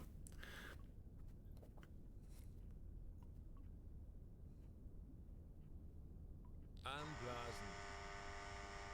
Ah, yes, that was what we wanted to check. Now it's too late. Now we are getting back to the surface. And we didn't find any contact. We could briefly go to the blue light. Let's see if we are fast enough. And electric engine, sailors. 25 Meter. Solid running. It's less usage of oxygen, but no effect on the batteries. Obviously. 5 Meter. Yeah, okay, alright. But we checked it, and that would be a good feature. I think your argumentation sounded pretty reasonable. That maybe the blue light needs less electricity.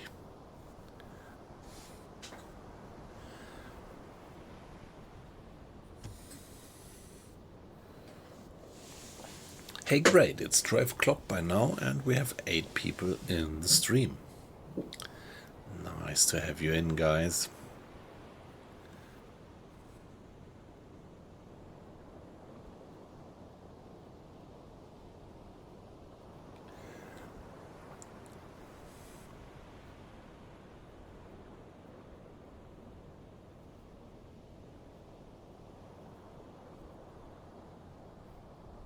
Yes, yep.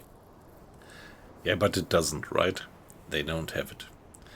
So, like the lighting of the compartments doesn't make any difference, right?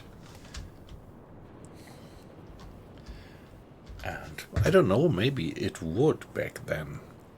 I mean, nowadays we have LEDs which have minimum of charge to be used, but back then classical lighting might use quite a bit of it might be quite a difference whether you turn the lights on or off, but they don't have it implemented yet.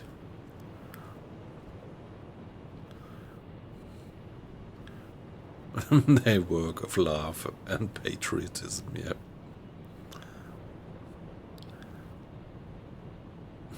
Yeah. Yeah, so there are still, I mean, the submarine is beautifully simulated. I would never complain about the game. It's, as I might have mentioned before, in my opinion, the best U-boat simulation ever. But still there is. And this is amazing that there is still so much that could be improved or be made even more realistic. And the good thing is that the developers are still working on that. So I think you could always send them your list of favorite improvements. And they would even heed it and put it onto their action item list.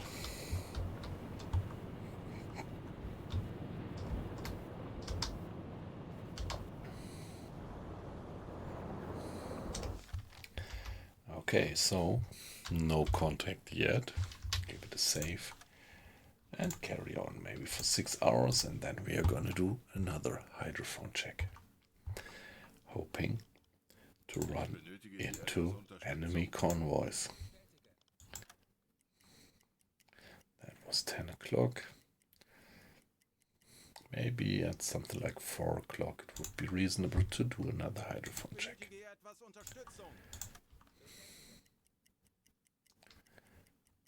Yep, here we are.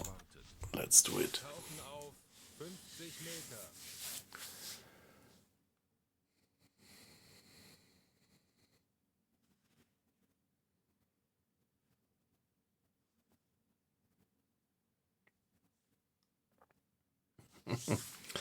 Let's do it. That's the first words of, well, one song of that late 80s rapper Toten Lock. Don't know if that rings a bell with somebody.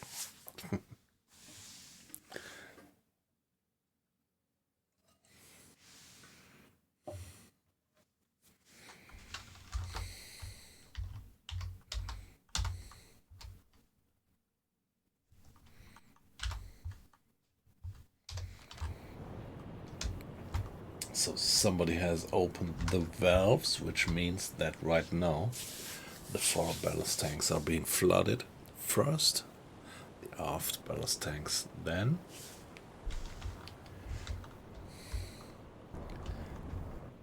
Here you see the depth steers bringing us down. 2 guys, Mr. Weber and Mr. Rossmann, have manned the depth steers. What about water in the bilge? So sooner or later it would make sense to turn on the pump once briefly.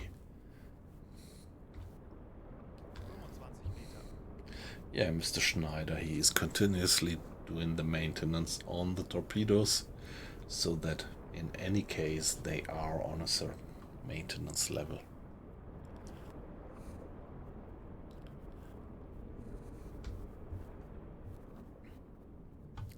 Meter.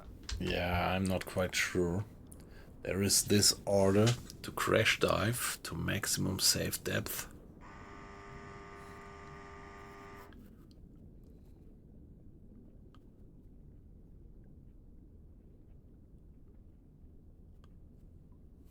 Aktuelle Tiefe But 50 Meter.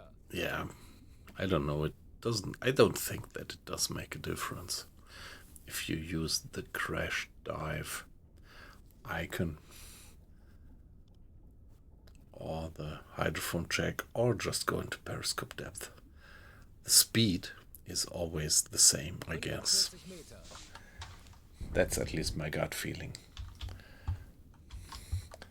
Whatever you choose, they always try to get down as fast as possible.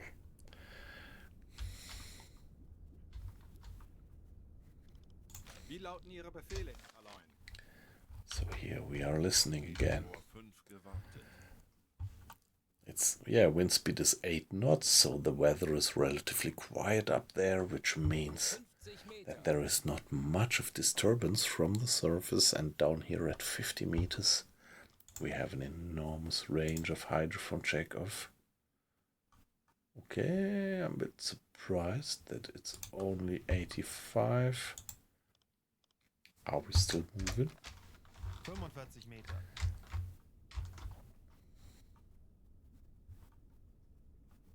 No. Yeah, so however, still it's quite some enormous range, almost 90 miles of radius, and now we are able to detect just any moving propeller in this range. Just, yeah, it's physics again. Sound moving at enormous speeds for enormous range underwater. That's like what the whales actually use for their communication.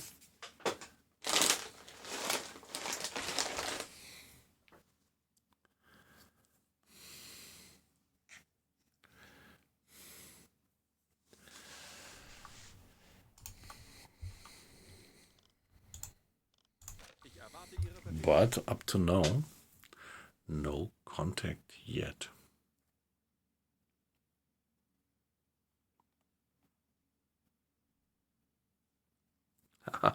That's amazing. I started so early tonight that now it's just 10 minutes past 12 around here, and I'm already almost 2 hours into the stream.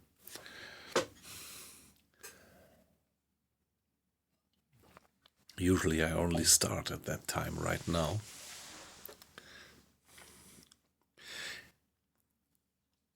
And still, guys, nice to have you and quite a number of people watching.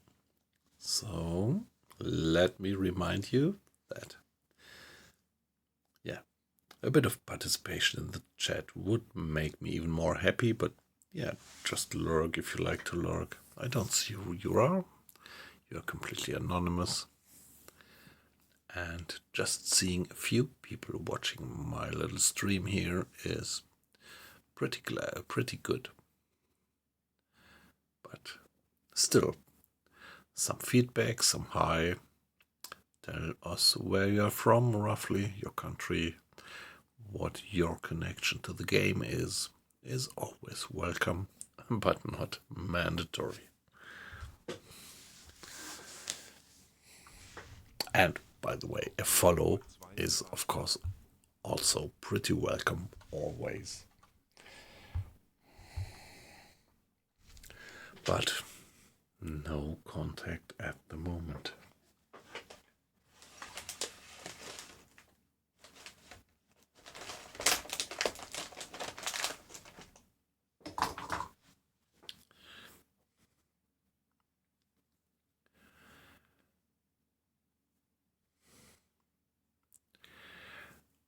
Yeah, well, at least part of the whale signals are also in the hearing range of the human ear.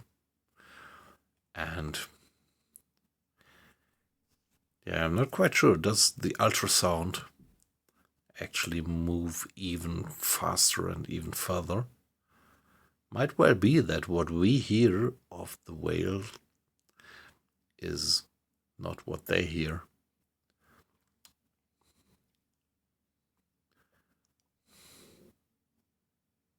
Yes, when I'm talking, I'm also steering parts of the frequency range which we can't hear. Yeah, I never thought about that, weight loss, but that sounds reasonable. 40 Meter.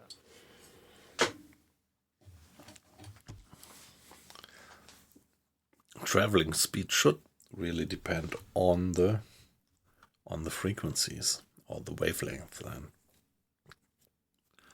20 Meter. Maybe at ultrasound the waves might even travel further and faster than in our hearing range. Yeah. Wir sind aufgetaucht.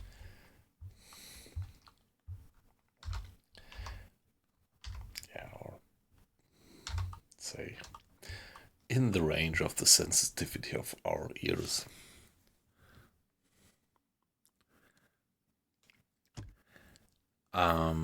Well, as a non-expert, I would say the hydrophone is just listening to any sound being around, and the sonar is actually sending a signal and receiving the reflection back.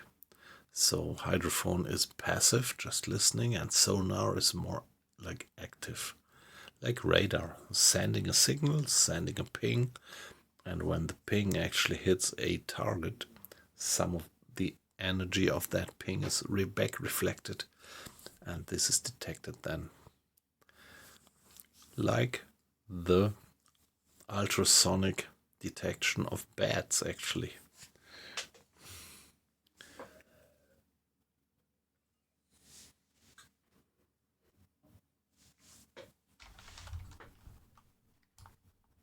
Kurs setzen.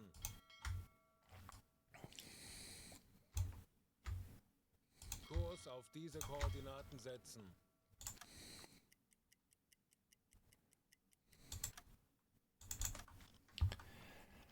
Ich benötige hier etwas Unterstützung.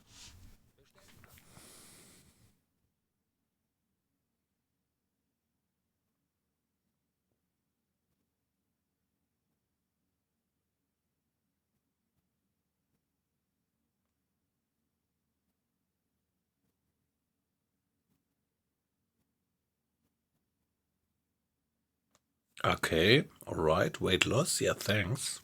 Wasn't aware of that.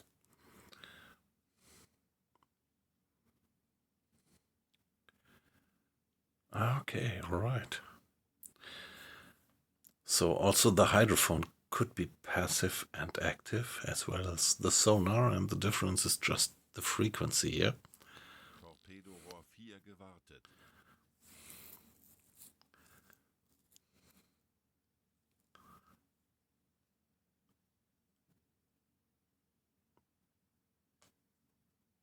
Or are you referring to... Yeah, maybe the conversations are now getting a little bit mixed up.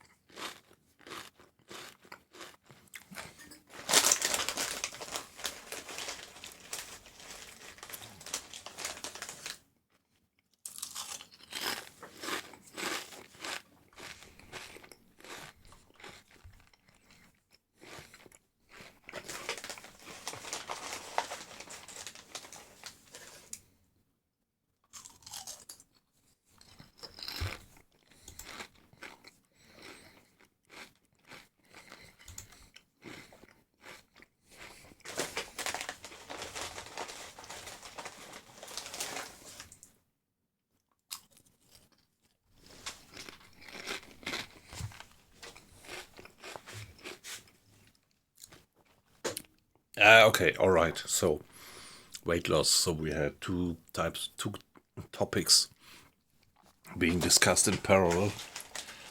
There is always this little lag. So about that we are in phase. Yeah, hydrophone is passive and sonar is active. Yeah.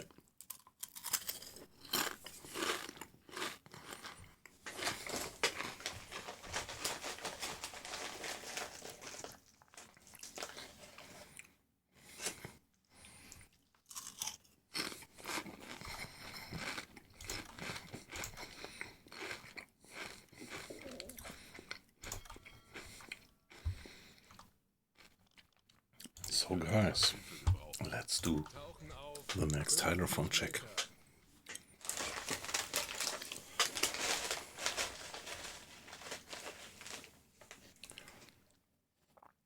Yeah, you will, yeah.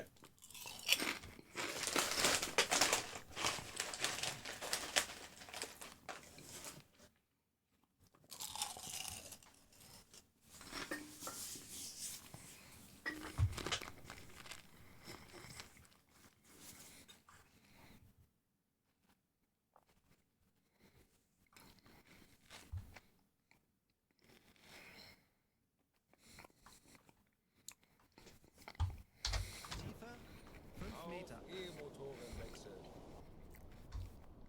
Okay, down we go. Ich erwarte Ihre Befehle. Fingers crossed that we get some contacts. 25 Meter.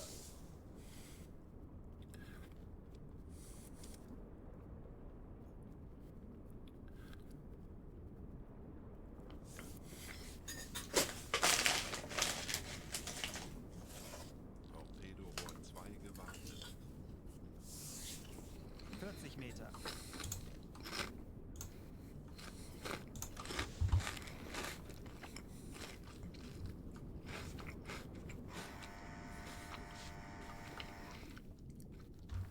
All right, turning off the engines and Ich erwarte Ihre Befehle. silently listening. 50 Meter.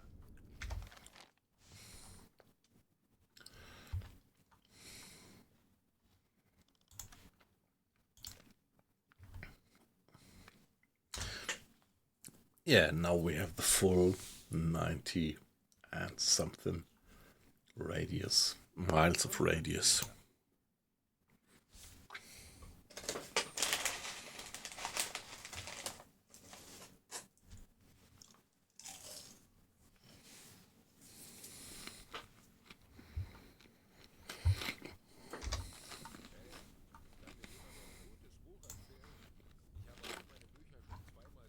Aktuelle Tiefe 50 Meter.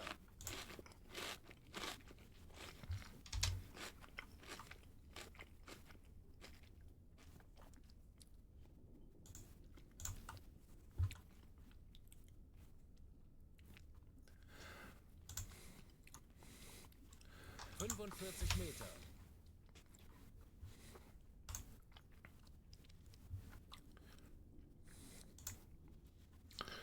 Yeah, so yeah, this game is highly immersive, but of course, yeah, we have to pay a price for the immersion, which is that the game actually does have its lengths. In these periods when you are actually searching for convoys, the game doesn't have any pre-scripted encounters or something, but it's really like there are real convoys moving along the map on real courses, which we don't know, and we actually have to find them.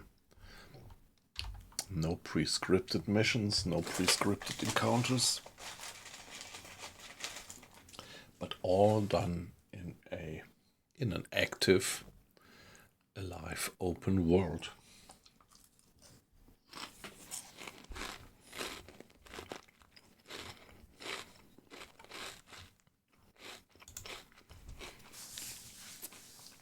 In the beginning of the game, in the first years, you even run into plenty of other German submarines. Yeah, let me show you the special bedroom of the captain. Mr. Lamprecht, by the way, he's my captain. And this is his particular bedroom. So he has the maximum privacy because he can't close the curtain, which no other guy in the boat can do.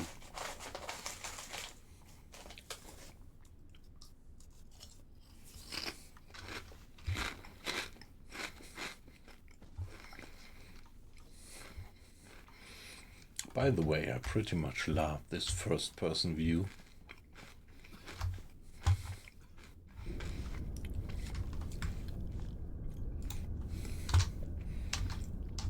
I even tried a few weeks ago how it feels. I started a completely new game and tried how it feels to play the game in first person. You can do that, but somehow it didn't convince me, so I pretty much like this game mode here. Yeah, that's a luxury bedroom, isn't it?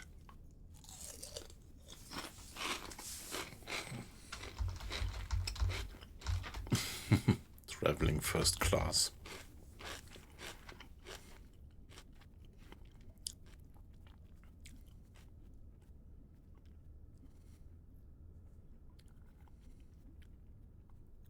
Yes, yep. Yeah.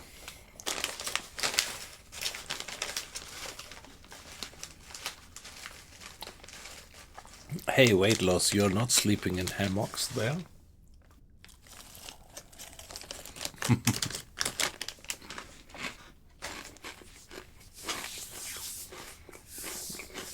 On the go for you do? Okay, yeah.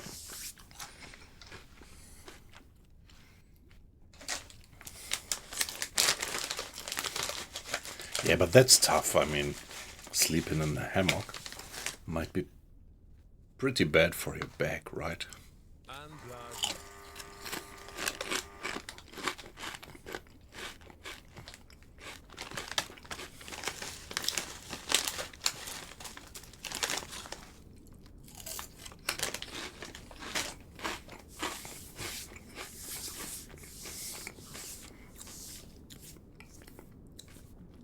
Okay, yes, so you would say it's comfortable. That's amazing.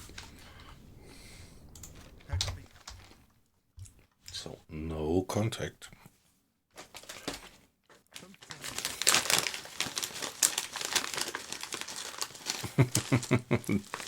Okay, the Superiors have bunks and the crew has hammocks. Wir sind aufgetaucht.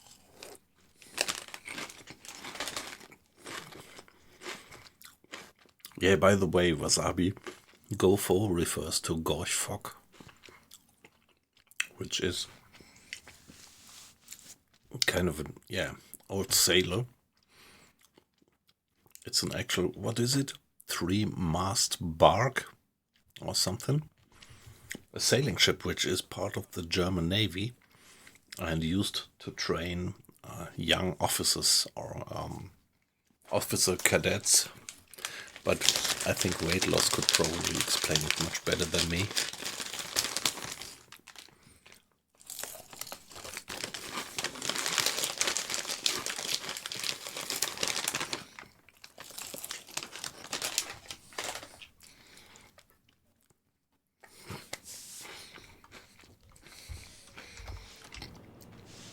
So sorry guys, I molested you a bit with my crunching here. I found a bag with a bit of remaining crisps from yesterday night. I had to have it.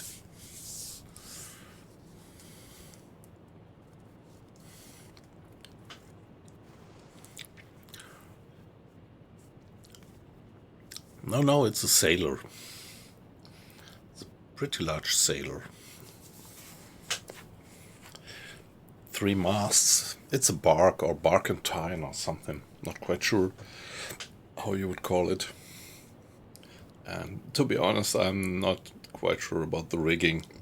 I think it's at least the 4 masts being square rigged, right? Or is it even the first 2 masts being square rigged? I think it is, right? 2 masts square rigged and the bizarre being fore and aft.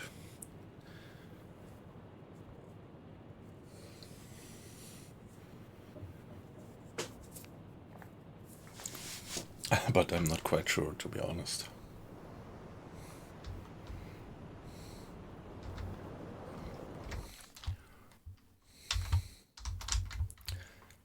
Kurs auf diese Koordinaten setzen.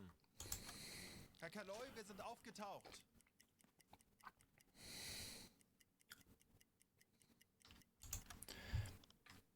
Ich könnte etwas Hilfe gebrauchen.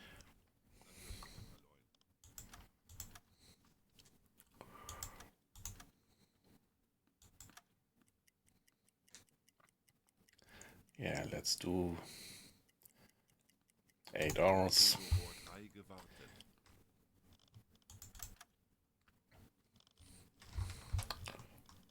Navigation besetzen. And there we go. Let's do another hydrophone check. Tauchen auf 50 Meter.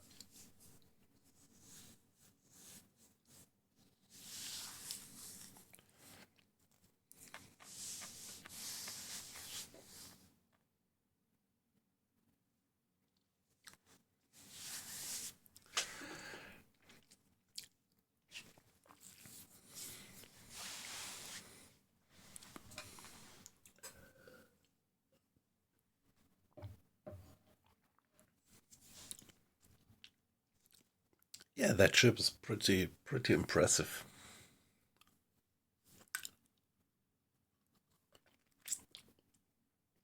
Aktuelle Tiefe. Auf E-Motoren wechseln.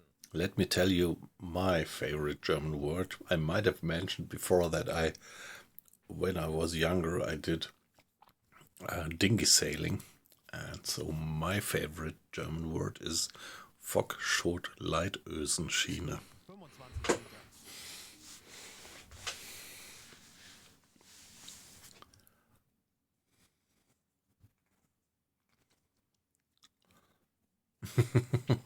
Yeah, well, this is kind of, nerdy talk.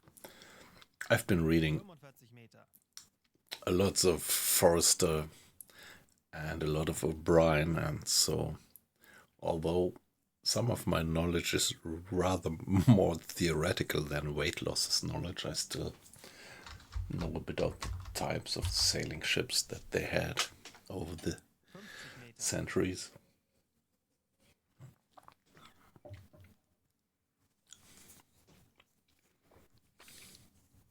Torpedorohr 4 gewartet.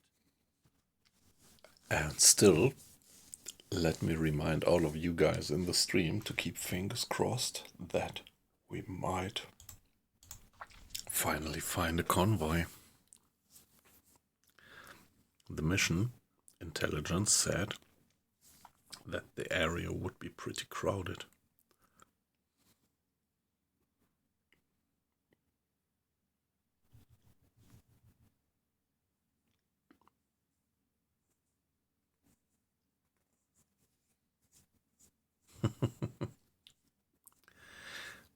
Aktuelle Tiefe. 50 Großstängen Starksegel. Großstänge. Main to gallons staysail or something like that.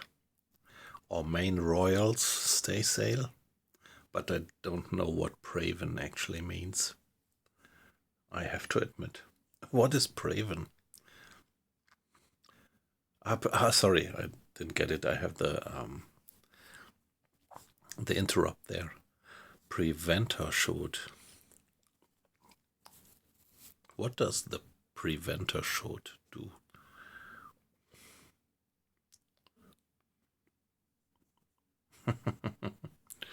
Jib sheet, eyelet. Hey, that's good. Guidance. Yeah, nice weight loss.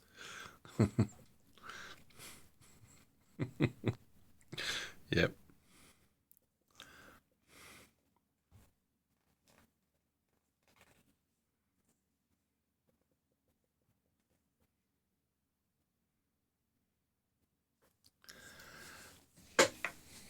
And still no contacts.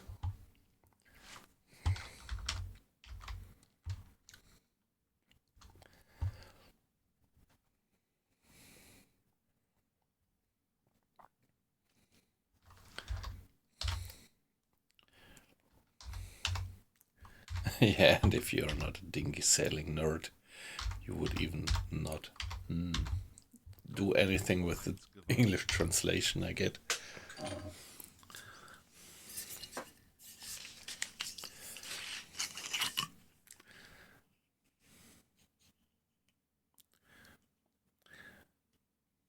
Main topmast, yeah, okay.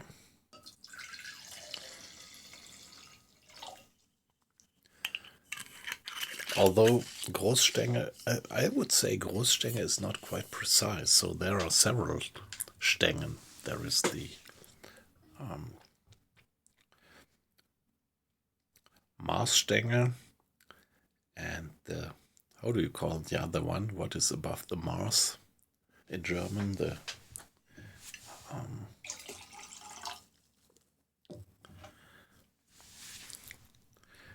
yeah, in English it's the topsail mast and the topgallant mast.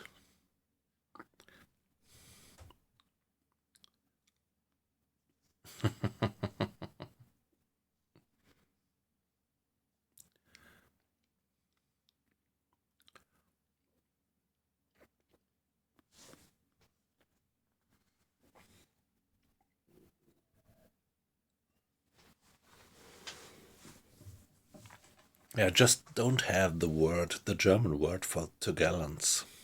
Bram, yeah, that was it. Topgallant mast is the Bramstänge, yes.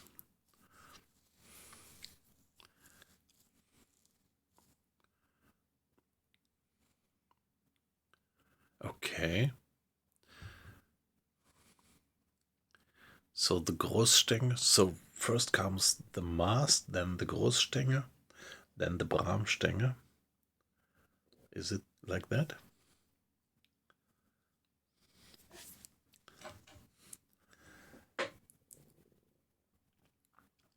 What you call the Maßstänge, I would actually have called the... Anblasen. Yeah, no. Yeah, however. Now I need a drawing. But I'm sure you know better than me.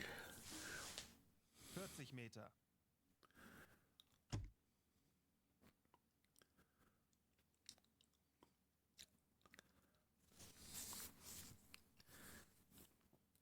Torpedorohr 5 gewartet. 20 Meter. Yeah, that's clear. That's clear. I was just thinking about the names in German. Auf Dieselmotoren wechseln. Herr Kaloy, wir sind aufgetaucht.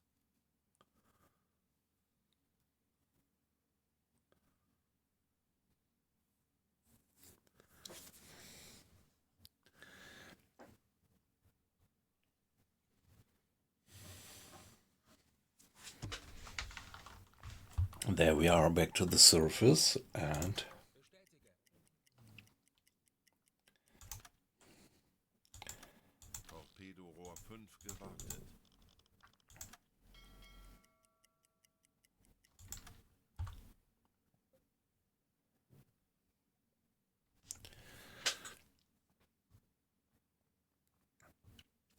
yeah, the lowest would be the jib, right? And then comes the staysail.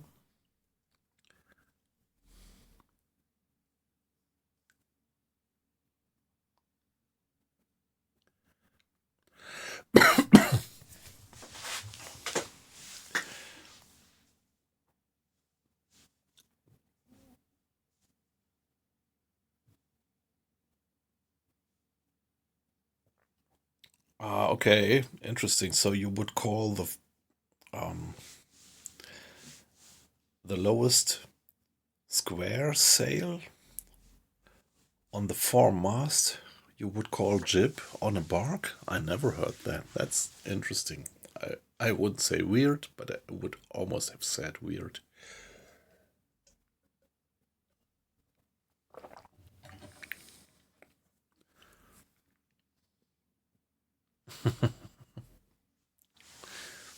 Yep.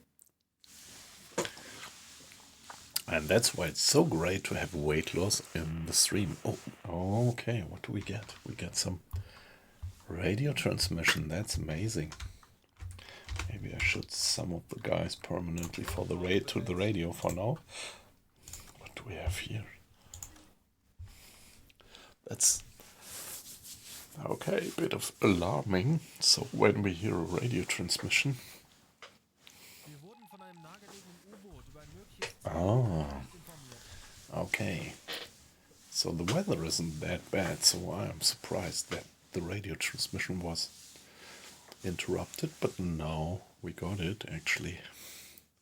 Now allow me to be AFK just for 1 minute and then we are gonna deal with that mission message. So the message will probably inform us about hopefully a convoy which is somewhere close.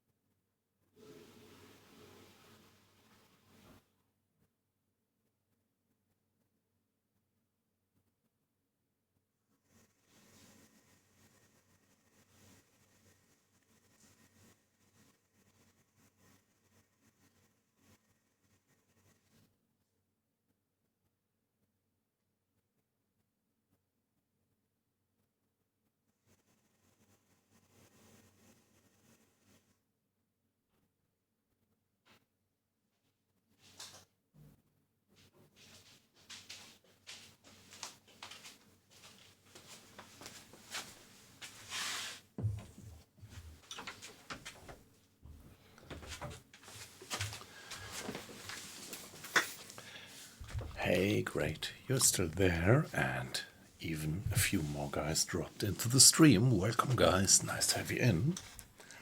Maybe you came in right in the correct moment, because we got a message from another submarine. Well, better safe than sorry. Let's go to save right away. Check.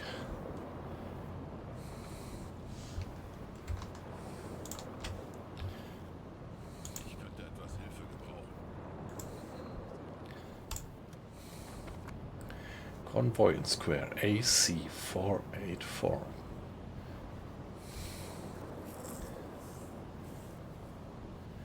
AC484. Let's see.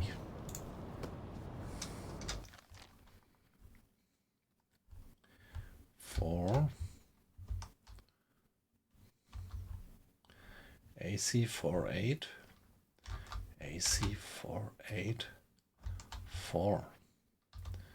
So they must be somewhere in this square. Let's call it contact or convoy 01. And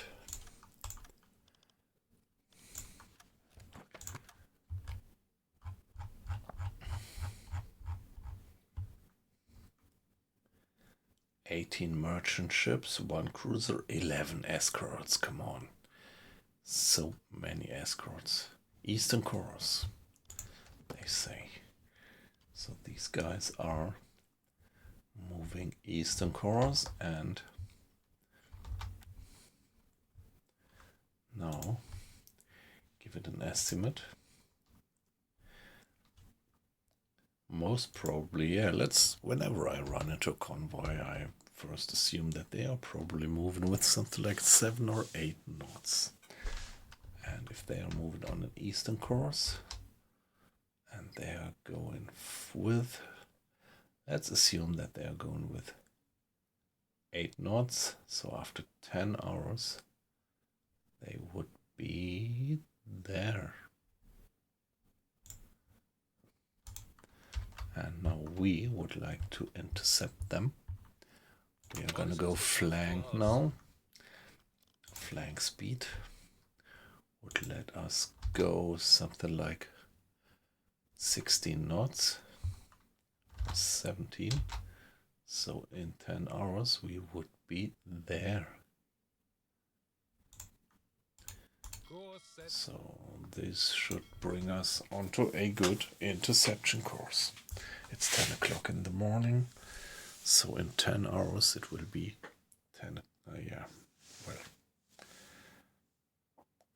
8 o'clock in the evening, so this might become a night action.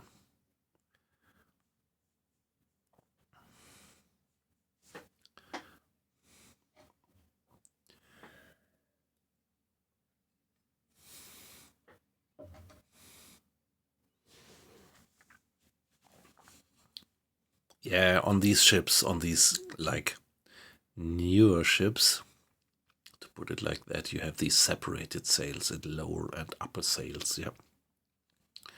Which in the past was just one.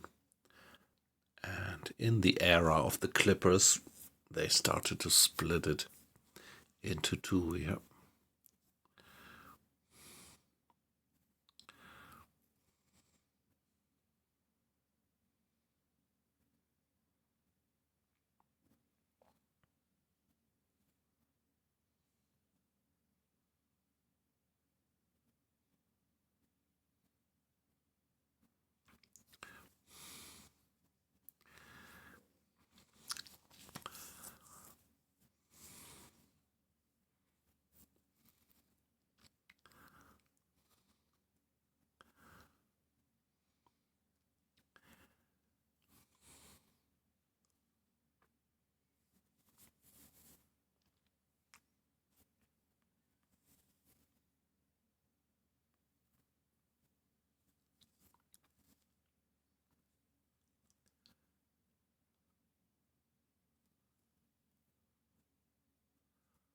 Yeah. Yeah, the Togallons, right? Yeah.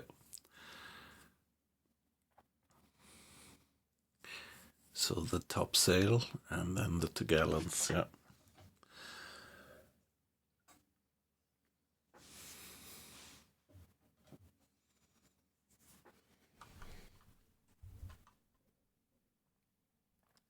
The second lowest, yeah.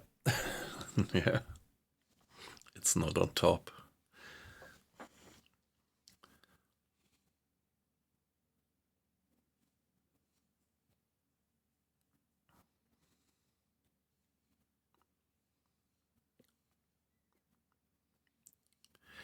Yeah, even in the, say, 16th century, they, or, yeah, something like that, even in the 16th century they had the topsail not being the most top, but usually already had Togallons.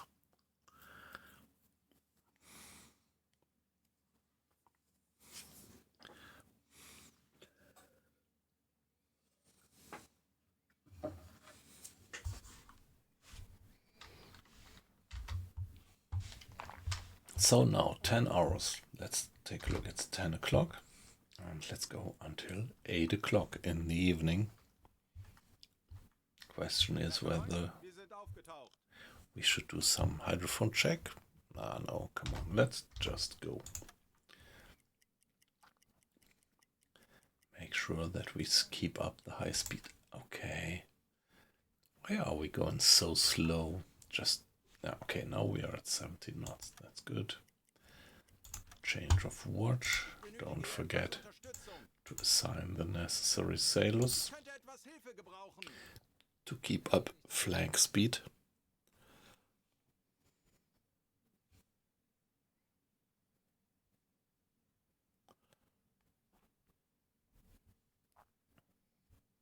The sky sail, yeah, exactly. Yep.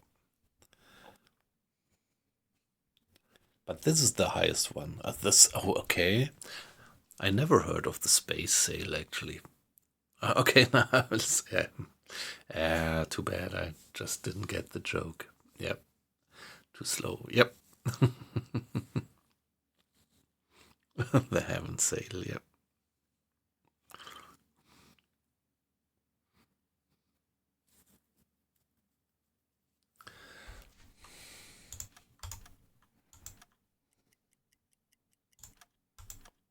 On we go. 4 o'clock. Why is the ship going so slow? Just 14 knots.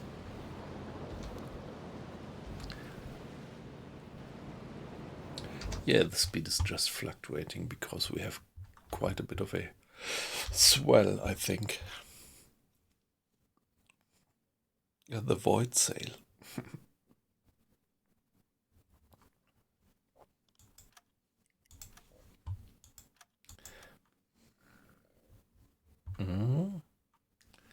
Okay, do we have any contact? Let's check it.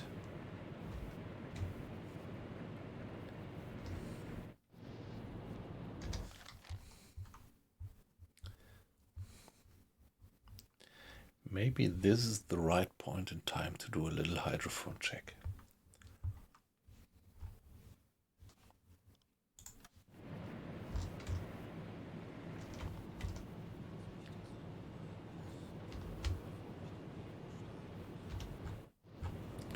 Yeah, let's do it. Tauchen auf 50 Meter.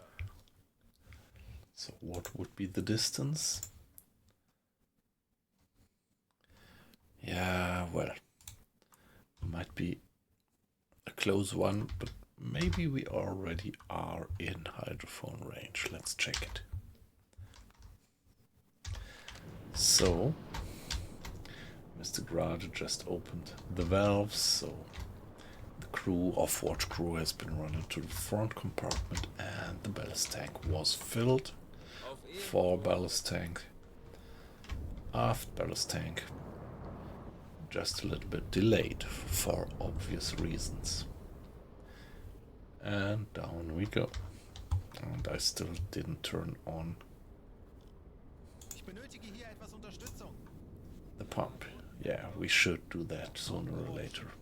So over the time we took quite a bit of water into the bilge. Water sipping in. No serious leak, but no. Ja? Alright, we have them. There they are. Let's mark it on the map. I'm playing on almost maximum difficulty level, which means that we don't have the targets marked on the map automatically.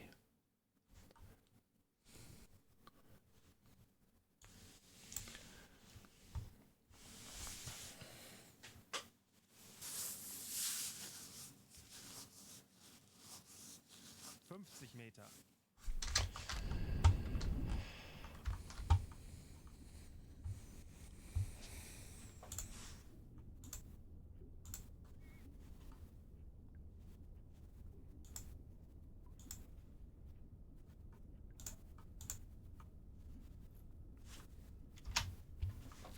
Meter.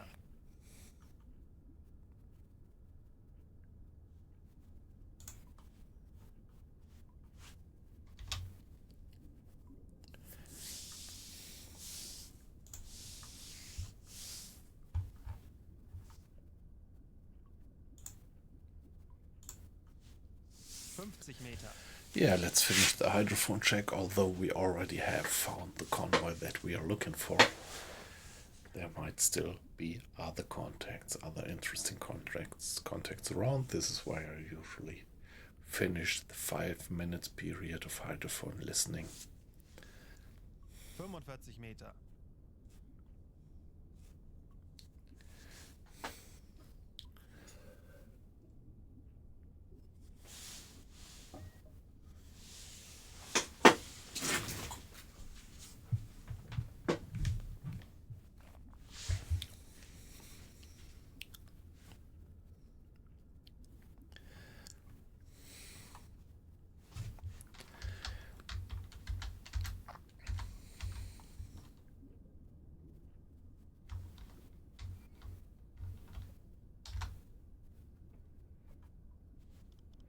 Ich könnte etwas Hilfe gebrauchen.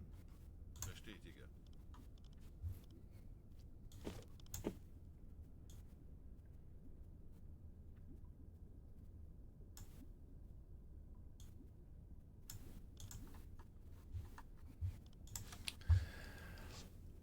Okay, discipline is actually going down by now.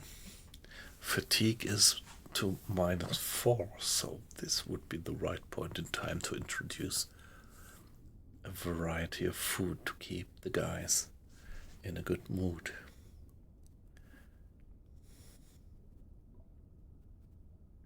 Yeah, they do.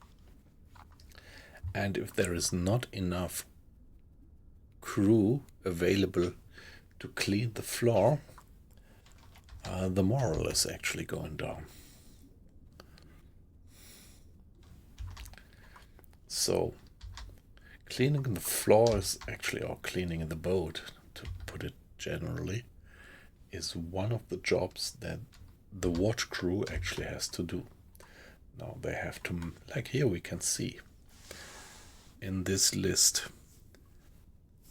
the watch crew does the depth steers, so actually 2 guys are manning the depth steers, the fore and the aft depth steers. Then there are 2 guys at the electric engines is 4, 1 guy at the galley is 5, 1 guy at the cleaning station is 6, and 1 guy at the helmsman station is 7.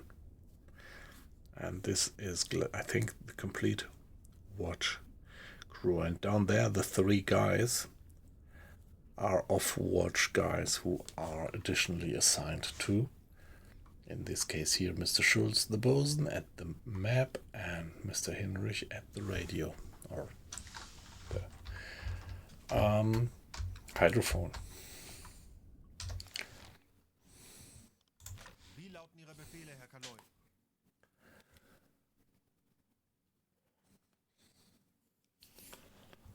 So looks like they're moving a bit more like not due east, but something like east northeast.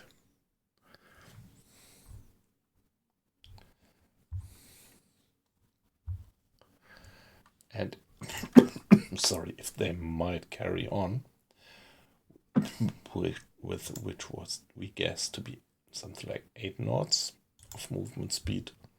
After 1 hour they would be there, and after 1 hour we would be roughly here. So as soon as we are back on the surface, we are going to go for another 1 hour and then do another hydrophone check to get a second data point for extrapolating their course and interpolating their speed.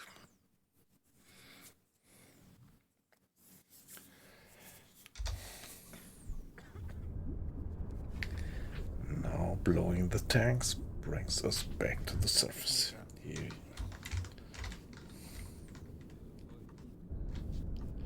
Yeah, now compressed air is gonna be pushed into the ballast tanks to push the water back out into the sea where it belongs.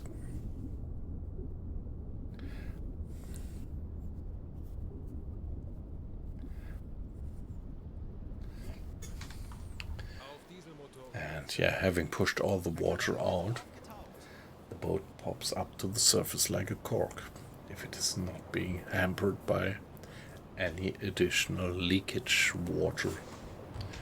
Speaking about that, we have this kind of sneaky leaks.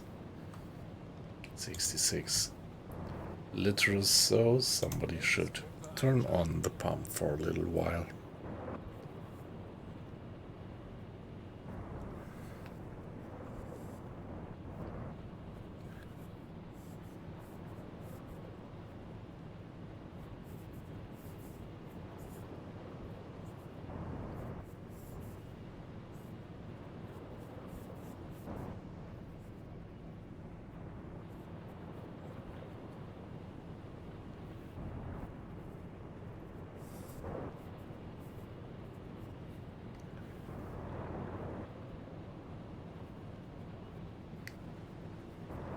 Yeah, but it would sound a bit unfair to actually only let these ugly jobs being done and carried out by the torpedo mechs, the chefs and the electricians.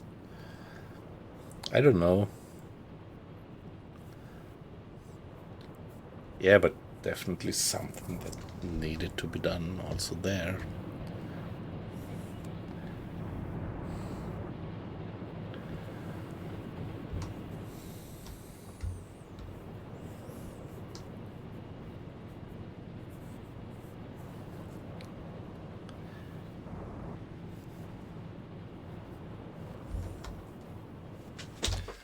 Now the chase is open. And yeah, okay, right now Mr. Schultz is officer of the watch, but he's the bosun, he can't operate the engines. So let's get Mr. Ahler. Sorry guy, it's your off watch, but we need you anyway, so that we can go flank speed for 1 hour till 7:30.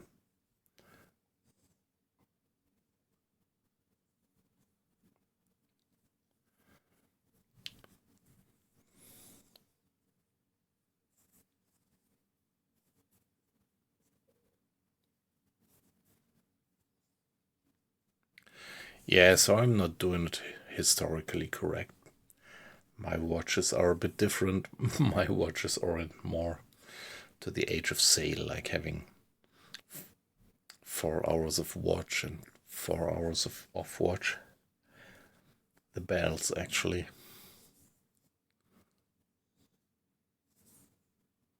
Herr Kaloy, wir sind aufgetaucht.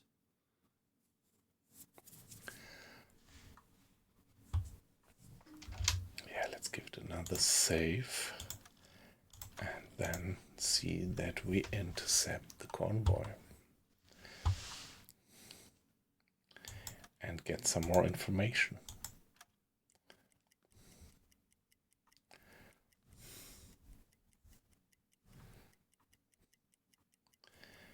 Here we are, 2 hours.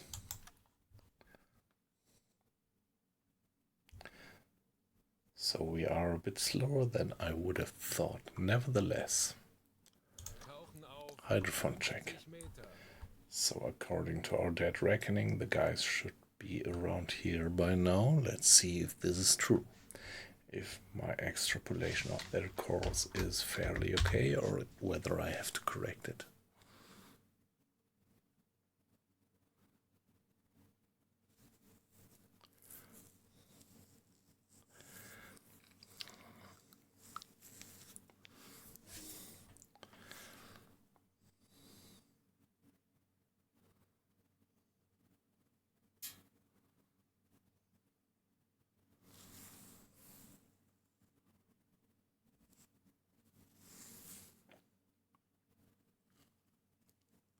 Auf E-Motoren wechseln.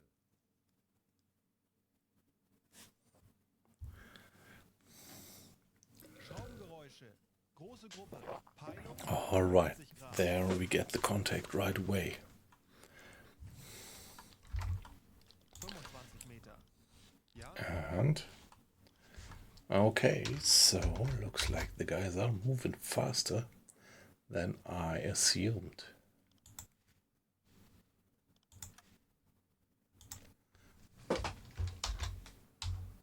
Aktuelle Tiefe 45 Meter.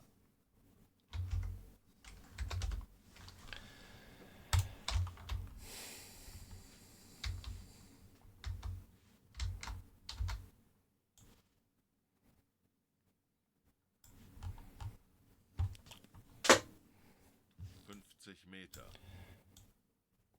10? Well, might be.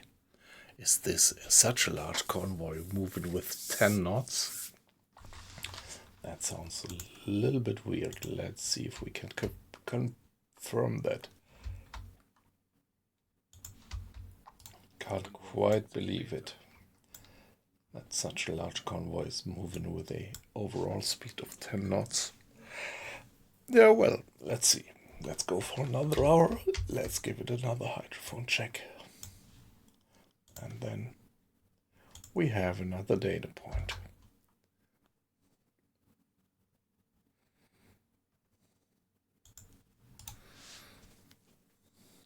20 Meter.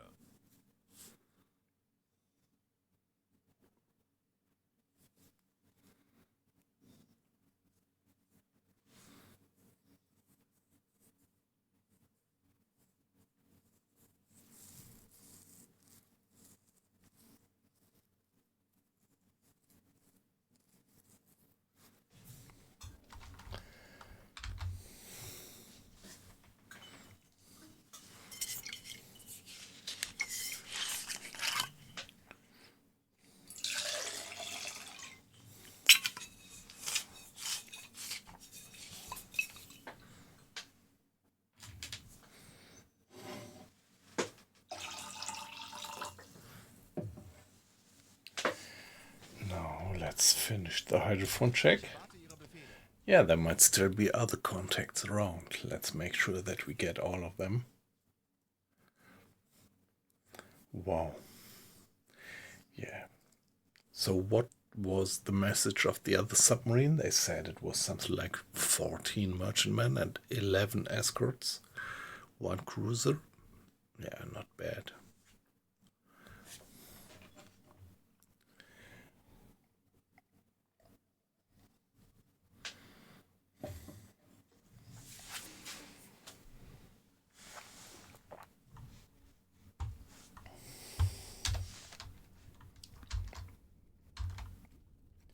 And I still didn't turn on the pump, did I? Ah, no, okay. Now I did turn on the pump and got rid of all the water in the bilge.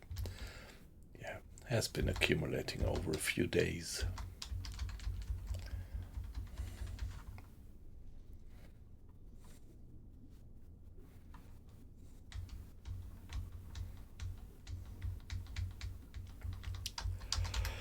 Here we see our first radio man, Mr. Hinrich, together with Mr. Bucher from the crew, joining him.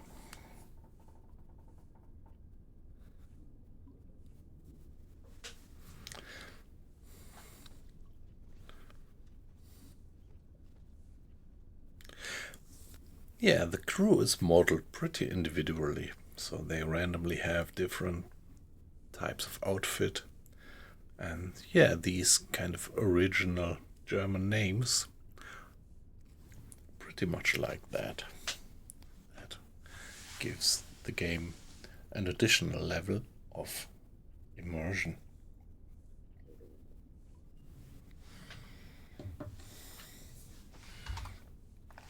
And just see Mr. Schneider, so he shifted his position.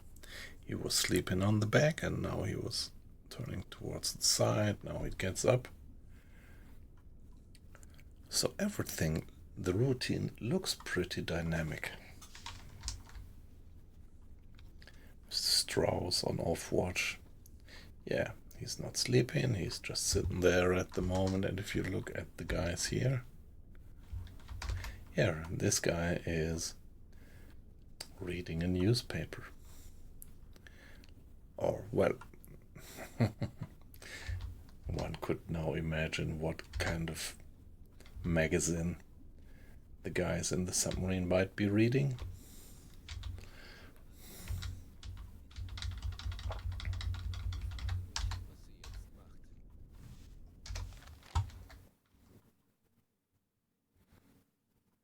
Anblasen. And there we go back to the surface. So somebody's gonna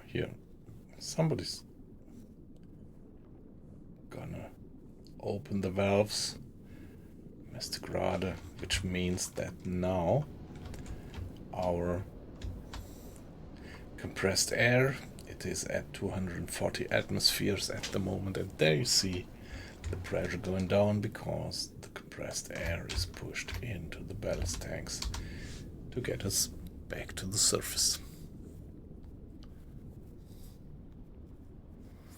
5 Meter. Auf Dieselmotoren wechseln. Herr Kaloy, wir sind aufgetaucht. Alright, again. Yeah, nice. The moonlight. That really makes a difference. I'm playing the game at maximum difficulty level almost which also includes dark nights. And yeah, so illumination makes such a difference. This is really something that influences your tactics on every attack. You have to think about what's my illumination, and at the moment we have the moon up, and the moon, full moon, really makes a difference. So if you just have a small crescent of the moon, it's much darker, but with the full moon you really have good lighting, and this is so great how they model it in the game. By the way, we do have quite a swell going on. Look at that.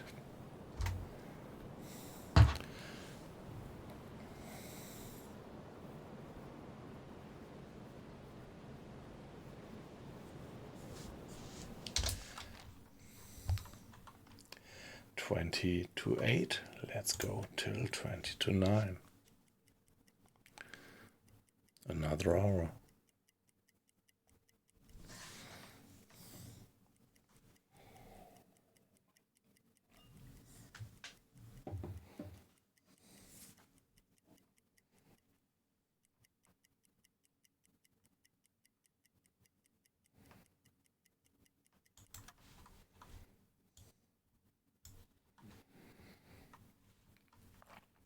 And next hydrophone check.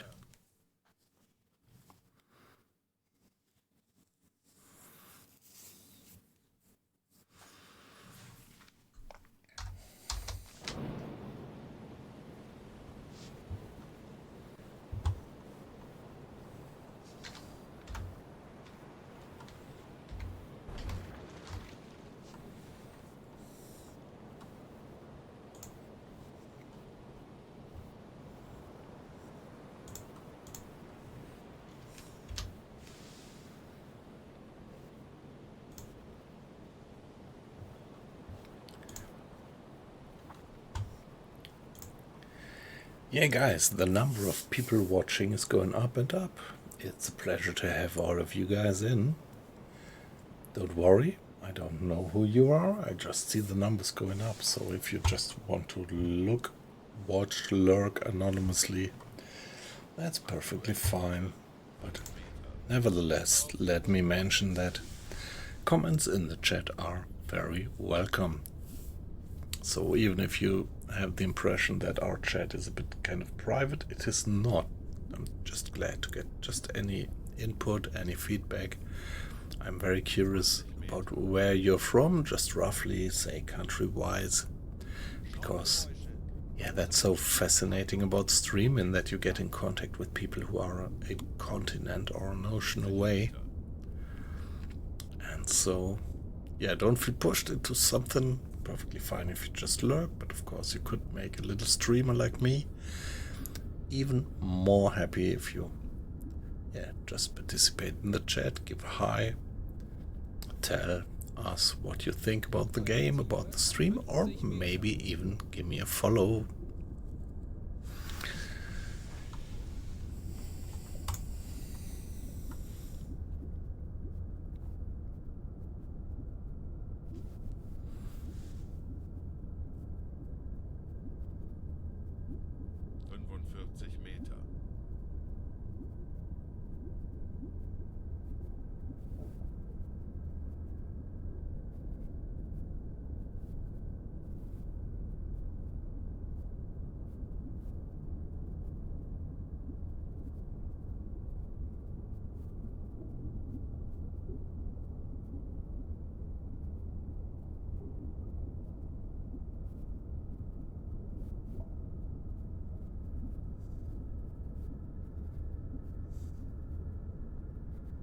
Aktuelle Tiefe 50. Yeah, okay. Yeah, thank you, weight loss. Yeah, I mean, I would be pretty curious about that, but I pretty much appreciate that you respect that we wouldn't have too much of kind of deep dive political discussions on the chat. So like I used to say, like in the job, no politics, no religion. Hey, hey, Wasabi, that's perfectly fine. I have my fun here controlling the submarine. So if you have a little chat, that's just perfectly fine. That's exactly what I expect to have in the chat, in the stream. So it's a pleasure to just watch your little communication. I had actually thoroughly read what you said, what you wrote down.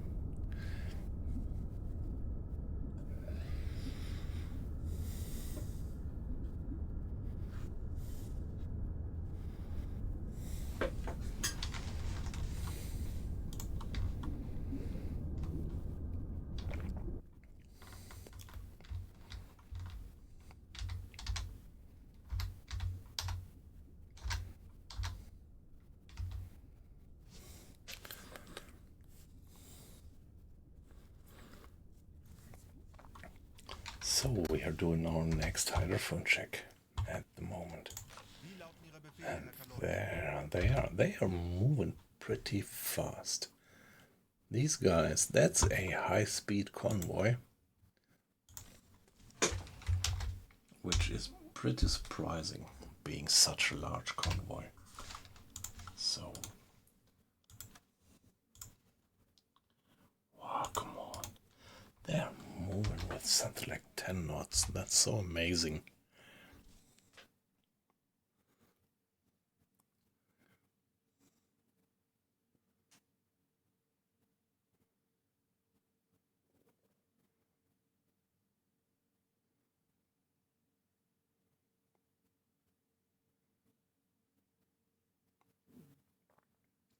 Yeah, okay. Hey, weight loss. I can't really believe that you would say something that I find completely unacceptable, but yeah, even if we would be in phase in our opinion, I would still appreciate not to have the discussions here because, yeah, I mean, I respect all the different attitudes. I'm always a bit afraid that if we put down our particular opinions about things like religion, politics, or whatsoever, we might always piss off other people. And yeah, that's the trade-off. I mean, on the one hand, one has to stand for his opinion, but on the other hand, staying in contact with people is also so important.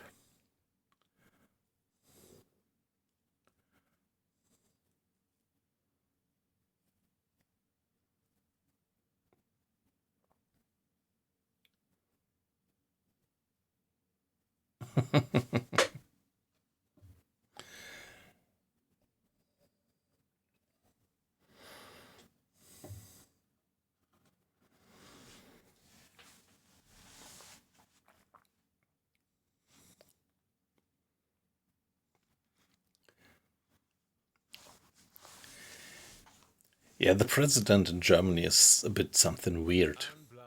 So the president is really not part of the democracy. It is elected by some kind of weird group, yeah, bunch of people. But yeah, also the president in Germany doesn't really have powers. So our guy is the Bundeskanzler, the chancellor, and that would be probably what you mean. If you say elections in Germany, it's usually the election of the chancellor. And yeah, well, weight loss, you do it, put it down more precise. Even the chancellor is not directly elected, but yeah, we elect parties and then, Auf Dieselmotoren wechseln. Herr Kaloi wird yeah, we elect members of parliament actually, and then the parliament elects the chancellor, yeah.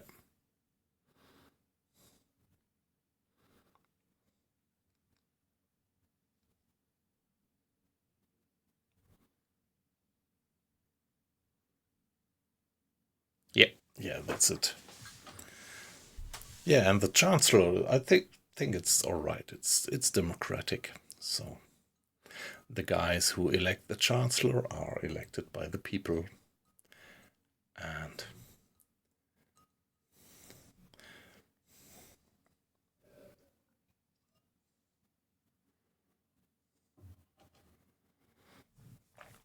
yeah, yep.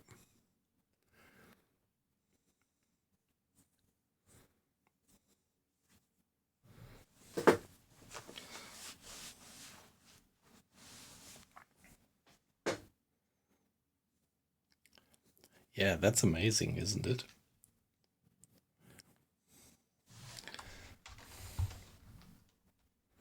That's so amazing.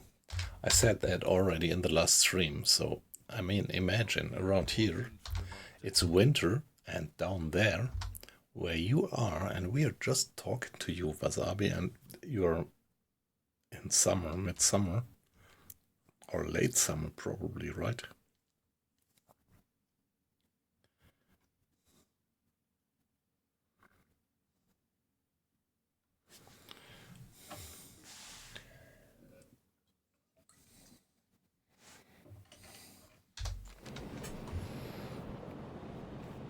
I'm pretty astonished how fast these guys are moving. They're moving with something like 10 knots. And it's still an enormously large convoy. So after 1 more hour, they are here. And we are there. So the course that I set from first gut feeling seems to be pretty alright to intercept these guys. I just have to care that I don't get too close. Yeah, I think this is fine. Can go like that.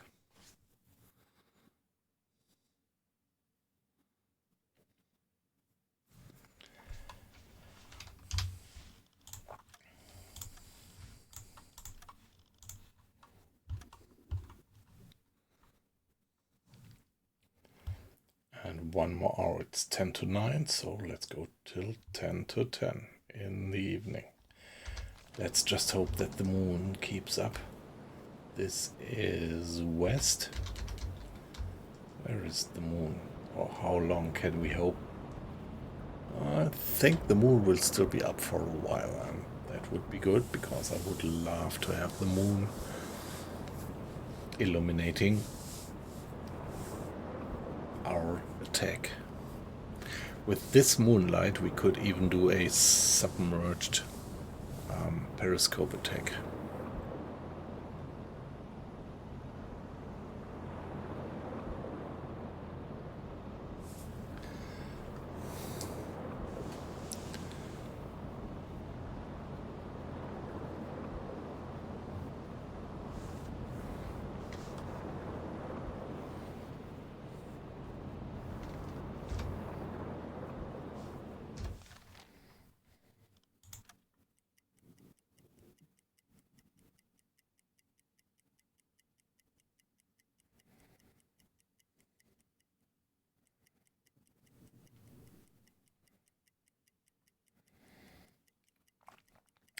To 10.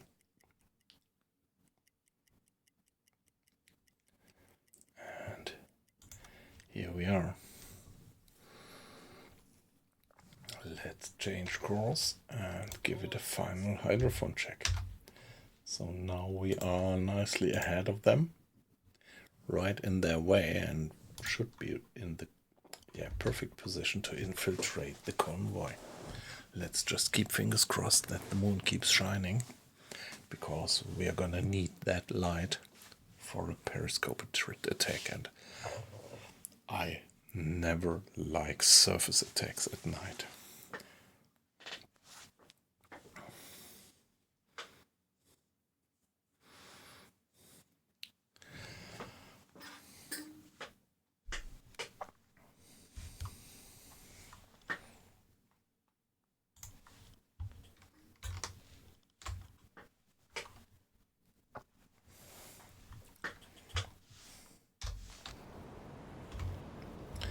Alright. Let's go for 1 more hydrophone check to confirm their course and their position and their speed. My dead reckoning would put them there. I'm pretty curious what this convoy will look like with something like an average speed of 10 knots. Might be all C3s.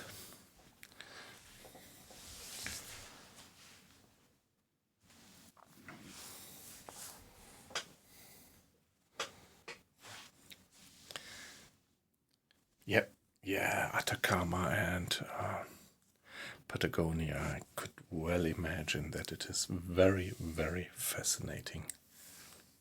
Like, I'm a big fan of hiking and outdoor holidays, and I'm pretty sure that you would have a pretty good time there. Just like, yeah, that you would be in much more remote places than you would have in Germany or even Europe. 25 Meter. But yeah, that's actually why you do outdoor and hiking, to discover remote places. But by the way, let me be AFK for 1 minute.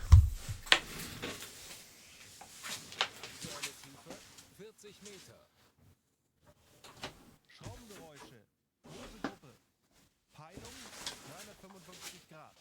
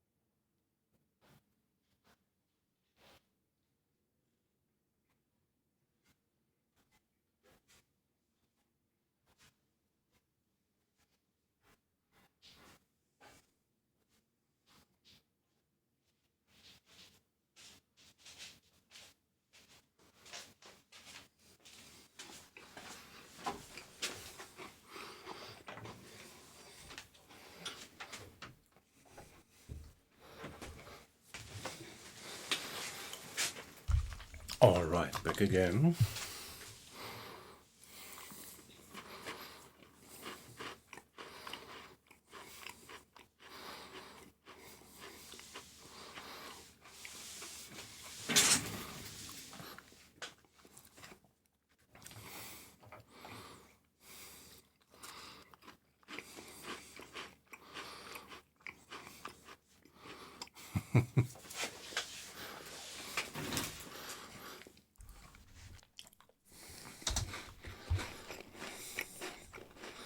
Aktuelle Tiefe 45 Meter.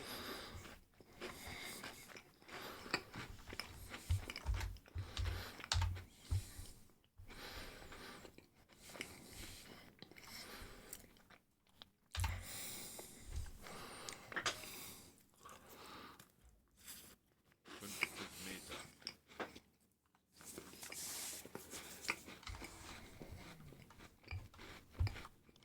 Herr Kaloy?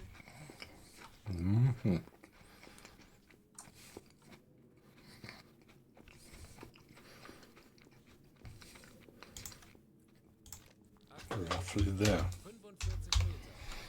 And that's what the hydrophone tells us.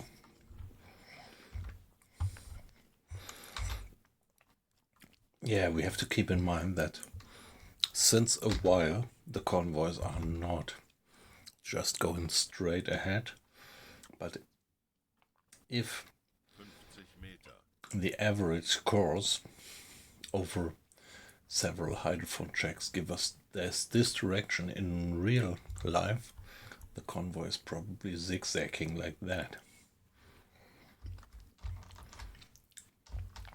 And well, I never thought about that. Now this thought crosses me the first time, that their actual speed would be faster than. So if I see here something like 10 knots speed into this direction, if we assume that they are actually doing something like 90 or 45 degrees zigzagging, I would have to multiply that with what? The cosine of 45 degrees.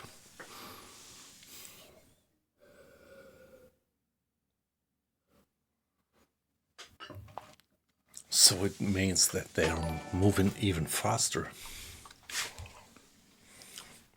Hi, Pitt. Nice to have you. Good evening. How are you doing? How was your stream going on?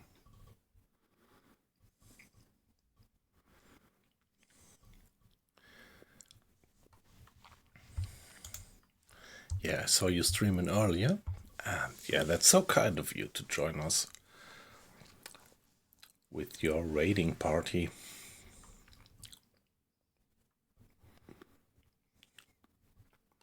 Yeah, if it's exactly 45 degrees, then we would have to do it by 2, but that's not possible there. Definitely not going with 20 knots.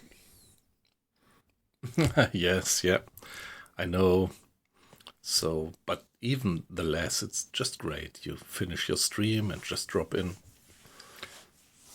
That's pretty kind of you. So all of you guys, welcome.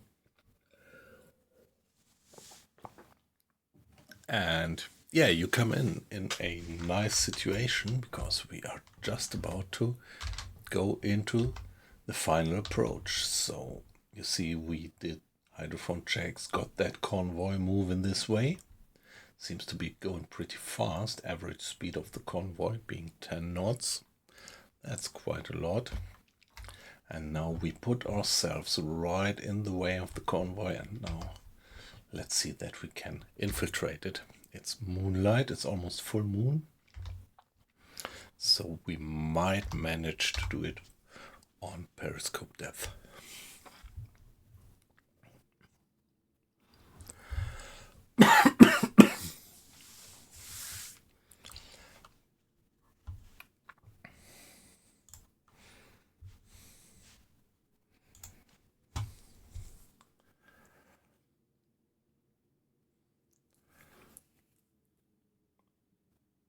Yeah, at least in the past it worked somehow. My figures worked out, so maybe I should not think too much about it. And just carry on. Now, there they are.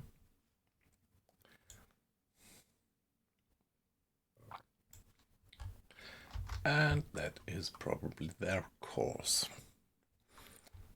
But yeah, still 8 miles away. I think we could still get to the surface once. Let's do that. Let's not wait all the time. Yeah, there is 23 people watching, because Pit Pinsel, another German U-boat streamer, he just came in with a raid.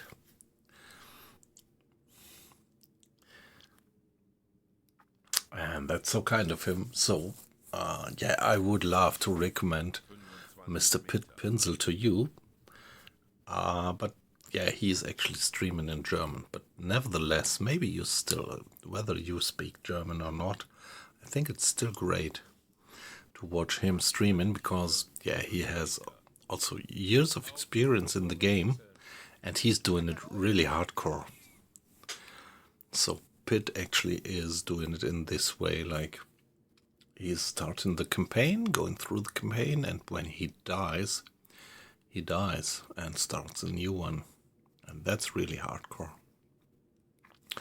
I actually try not to reload the game too often, just because a few torpedoes missed or something. But when my submarine completely crashes or I lose half of the crew, I actually do reload. And Pitt, he doesn't.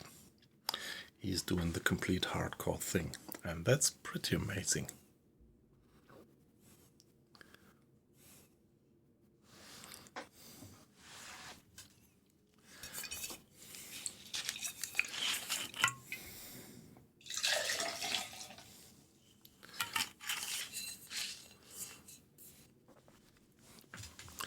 Yeah, I would love if I would dare to play in that mode, but on the other hand, it's just so tough to abandon a game where you spent something like months, and then just because of a stupid mistake you die.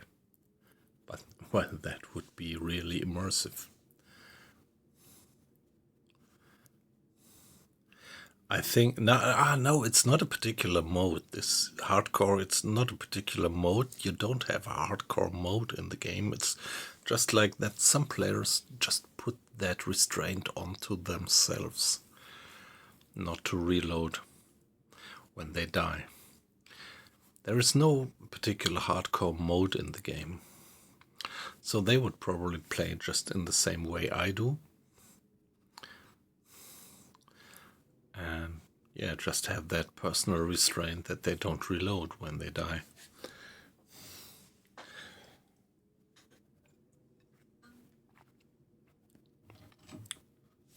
And there's quite a lot of people who play the game with that philosophy.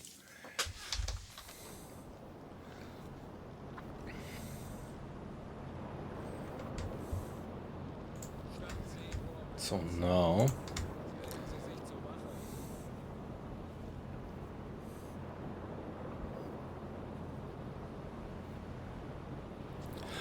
okay, you think in April you would start a new game on that boundary conditions? Yep.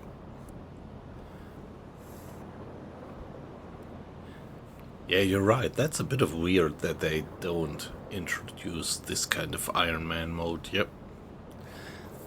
I 100% agree. And on this kind of Iron Man mode, I would also expect that they would turn off the cinematic view, like Wasabi, like you guessed before. Because this is really kind of cheating. I mean, for us here in the stream, it's always comfortable and nice to get the big picture, but it's a bit of cheating to use the cinematic view, if you're honest. Yeah, you can do it actually. There is this first person view mode. And I tried it a few weeks ago because I was actually considering to start a new game after the update and was considering to do it in this first person view, but I don't know. Particularly for streaming, I think it's a bit kind of tunnel vision like. And yeah, it was alright, but there were a few features which were kind of showstoppers for me, where I would say, nah, no, not for me. I love this mode here. That's fine. So what I wanted to do is actually check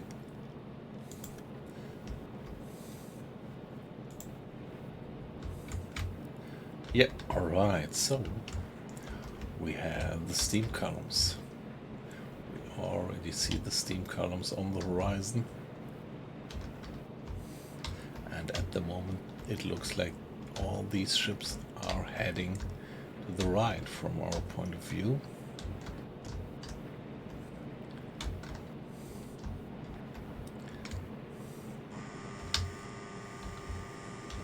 Okay, what's that? Why did we get that message?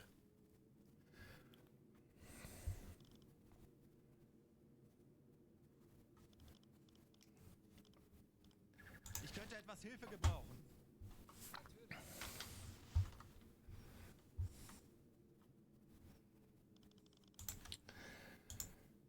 So now a quarter of an hour would bring them there. A quarter of an hour would bring us. Ich könnte etwas Hilfe gebrauchen.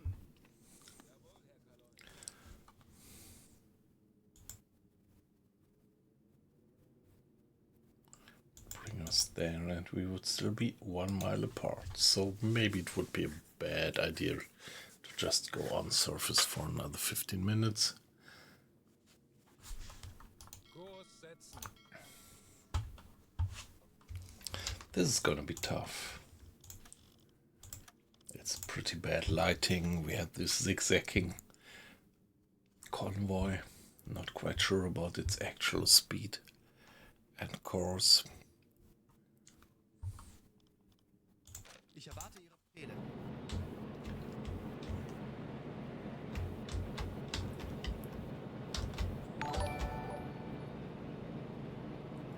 Hey, Renfrosch. Nice to have you in. Thanks for the follow. That's so kind of you. That's very much appreciated. So from a name, I guess you are German just as well, as you also might have guessed from my English. Yeah. Nice to have you in.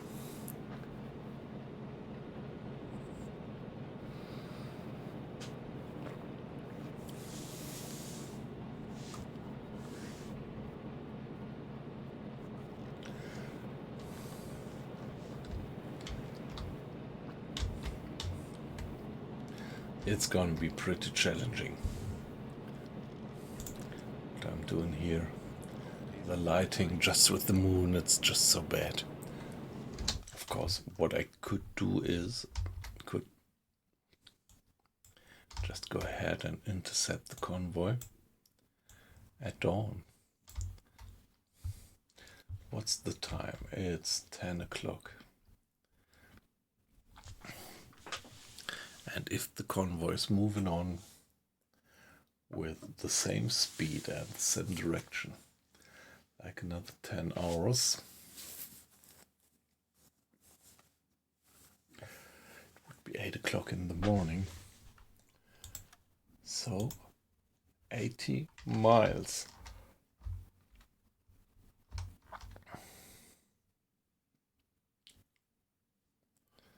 Something like that. Should we venture? Yes, I guess so. Should we just stay ahead of the convoy for the next 10 hours and then attack it at dawn? Our last dawn attack was going on so perfectly fine that I am pretty much inclined to try it. Let's see if we could just follow that convoy for 10 hours.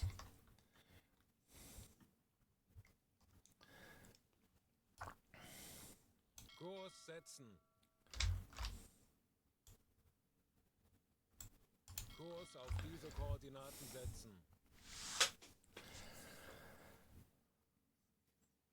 And then intercept it at dawn. I hate these night attacks.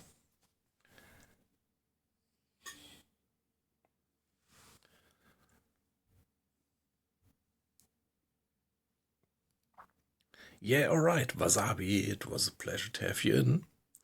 So, let me take a look at the time. Yeah, I think I'm still gonna be online for an hour or something, so would be great if you drop in back later, or looking forward to see you again tomorrow. Bye bye, Wasabi. And bye bye, Chile. Bye bye, Santiago.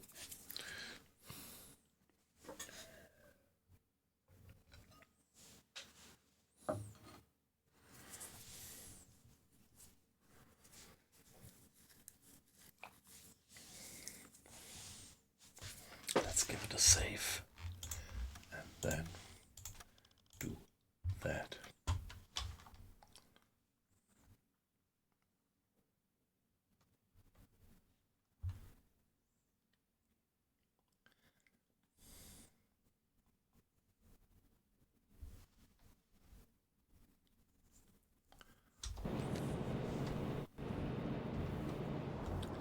It's a bit weird, we are only going 12 knots.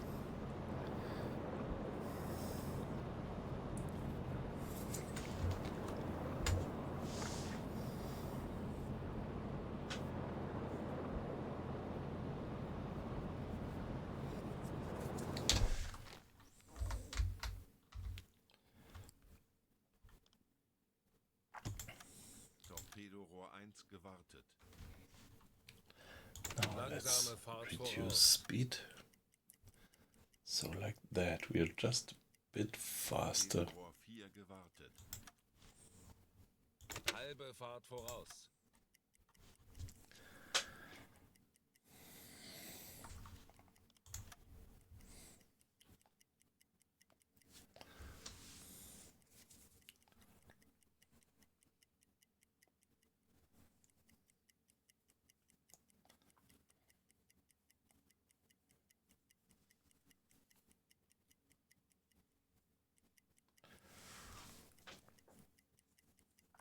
Yeah, they're already too close. We can't accelerate time faster than this. Oh, now we can. Torpedorohr 5 gewartet.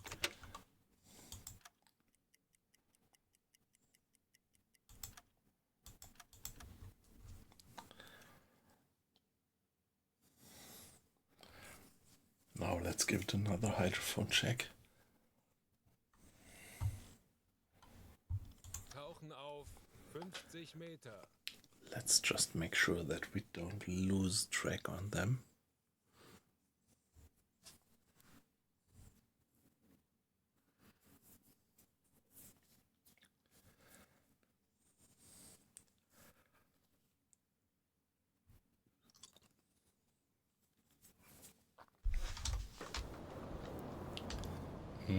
Okay, we already get the first hints of daylight at 2 o'clock.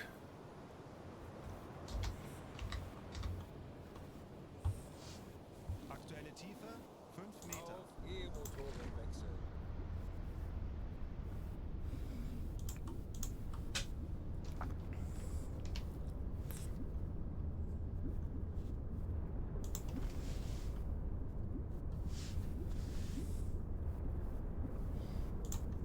Meter. Schraubengeräusche. Große Gruppe. Peilung 190 Grad. Yeah, they're there.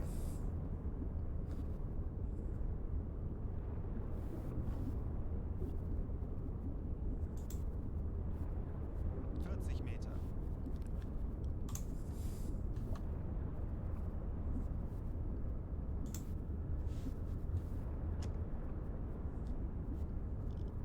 Ich benötige hier etwas Unterstützung.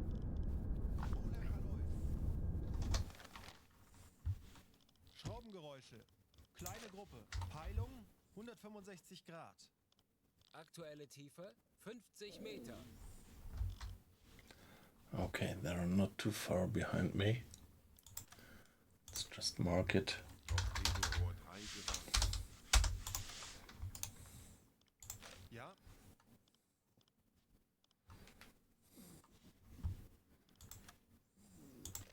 Meter.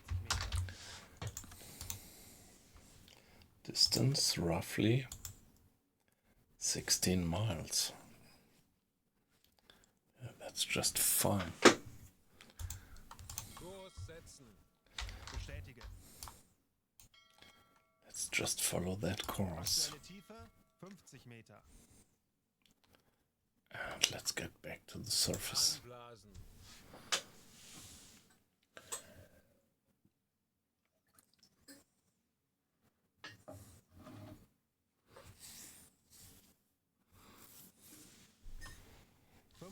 Meter.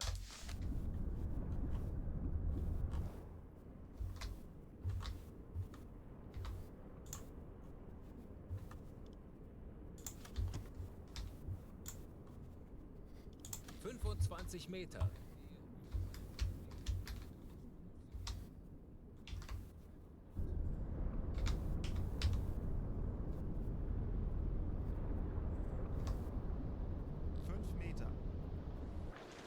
Auf Dieselmotoren wechseln. Herr Kaloy, wir sind aufgetaucht. Lenz, Pumpe einschalten. Yeah, let's get that bit of water out of the bilge.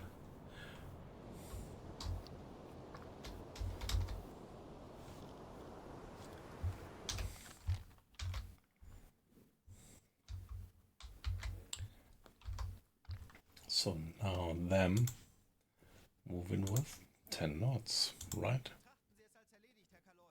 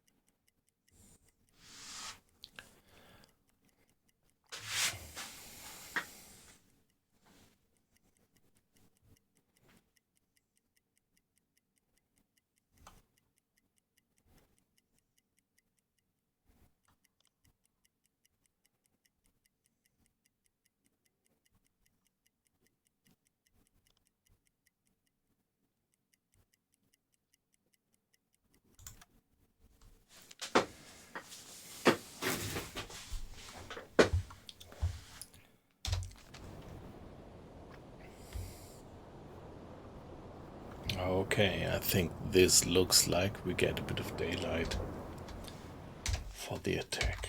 Let's turn around Kurs setzen. and go after them.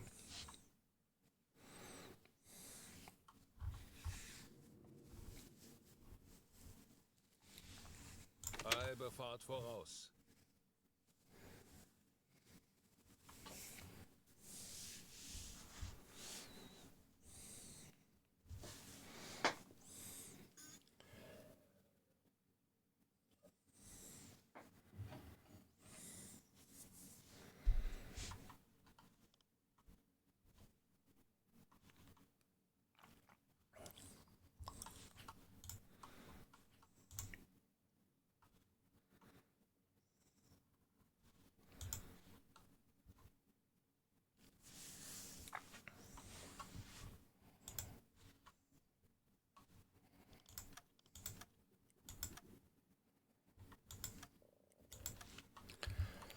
Now, Tauchen auf. one last hydrophone check before we go in.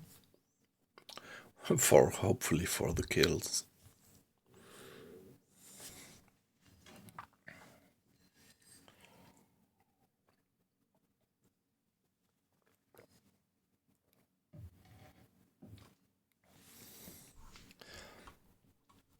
Yeah, great. Just saw the number of watches going up, so you are completely anonymous. Just see the numbers going up. And still, let me remind you that you could make a little streamer like me even a little bit more happy if you would participate in the chat. Motoren wechseln. Give us a hi or tell us where you come from, roughly which country, what you think about the game, about the stream, or even consider giving me the follow. But yeah, don't feel pushed. It's perfectly fine if you just silently watch and lurk. 20 Meter. Just seeing that a few people are watching and being interested in the stream even makes me happy just as well.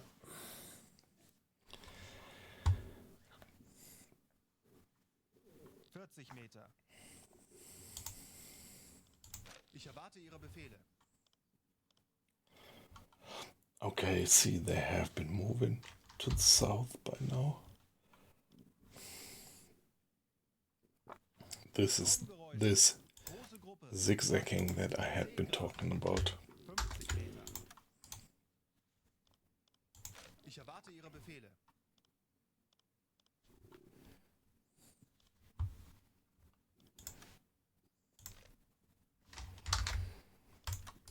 Okay, and last, Befehle, Herr Kaloy. that one. 45 Meter. That's an enormously large convoy.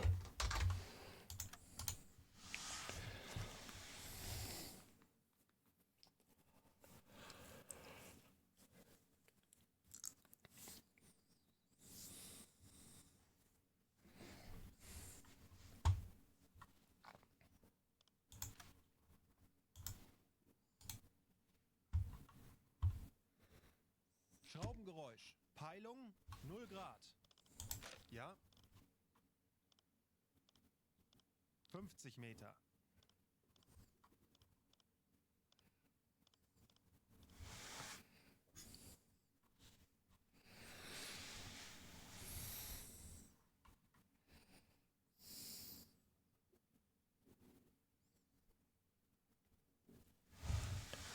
Fünfundvierzig.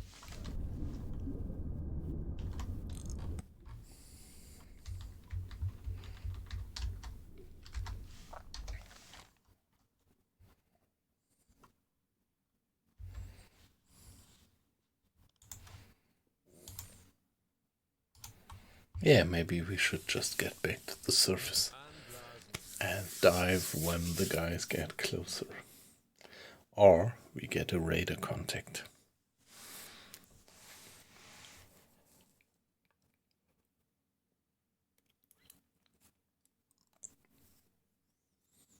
Aktuelle Tiefe 40 Meter. Mr. Schultz opening the valves. Peilung 15 Grad. 20 Meter.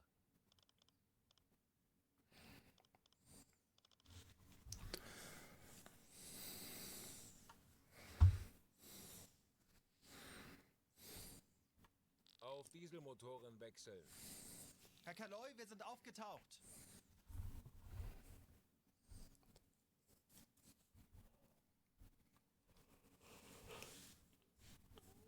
What do we have here? I think I'm gonna delete this one.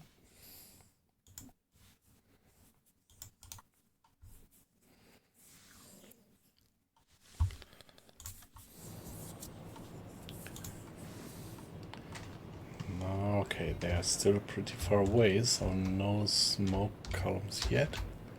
There is a first faint smoke column.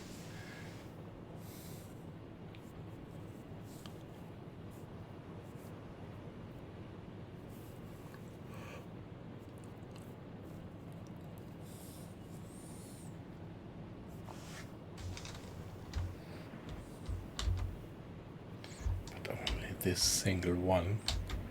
Come on, there must be more. Not that we just followed the wrong smoke column, leading us astray.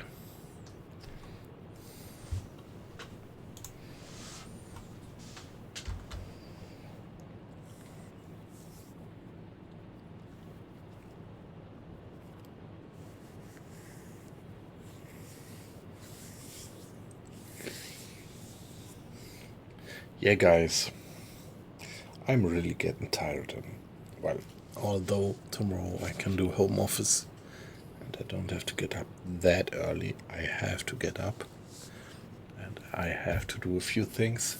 So although we have that, yeah, so many people in the stream, that's just a pleasure to have all of you guys in. I think I'm gonna call it a day right now. Let me briefly check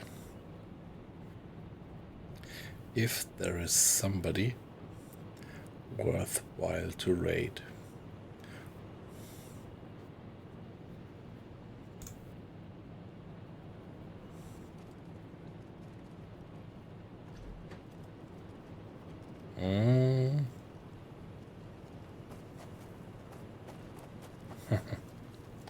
Yeah, that would be nice.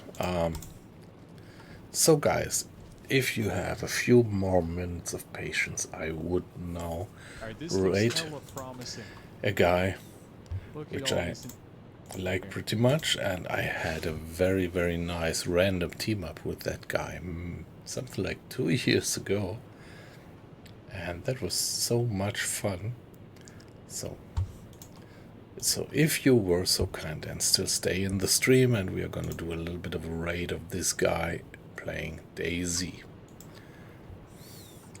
So before doing that, let me thank all of you for being in. It was a pleasure to have you, and I'm gonna do some more streaming tomorrow. Well, we'll see. Maybe tomorrow the stream will be a bit shorter because on Saturday I have to get up pretty early. But I'm sure going to do some streaming tomorrow. So as I said, it was a pleasure to have you in. Looking forward to see you again. And now let me do the raid. No, it's not this one, it's that one. Lamp Chowder is the name of the guy.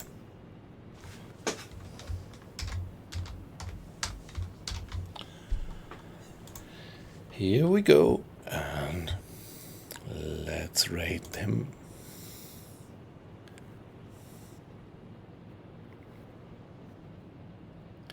Yeah, I don't know. I think most of you guys are probably pretty much in love with UBOAT, but this game there, it's kind of, yeah, they are kind of related, I would say. Here we go for the raid.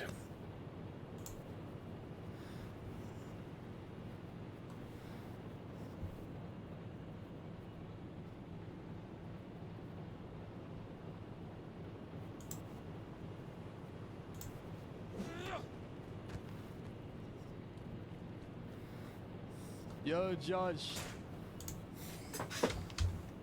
Thank you for the raid, Josh. Appreciate it. Hope UBOAT was fun, sir.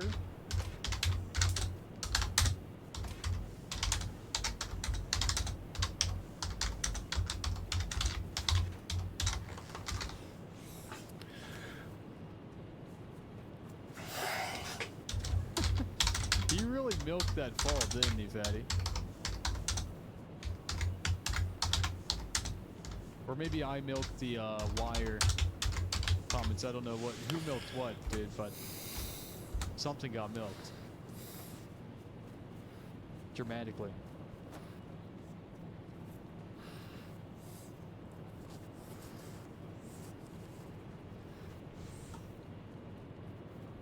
Hell yeah, Josh. Josh, I was playing a little bit of Deer Isle, the map that I found you on, and we parkoured down.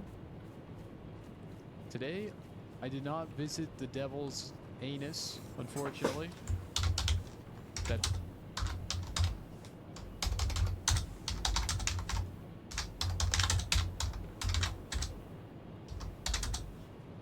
Oh, more sheds. Would you look at that? But we were based on Salvation and...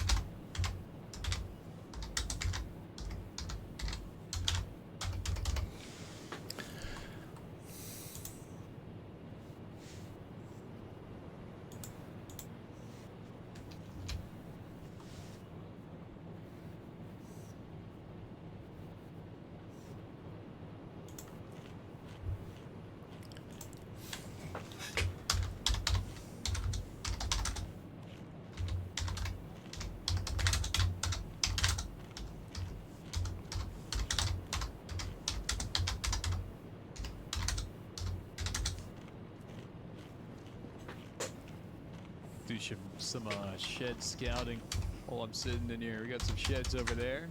Ah, 2 sheds over there. What's up here? Is it possible that's a shed as well? Maybe that.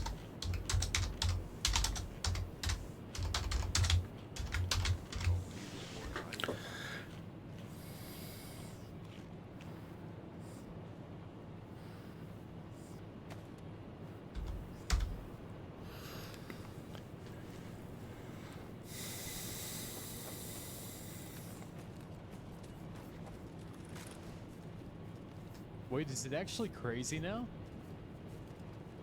They changed it with 6.0?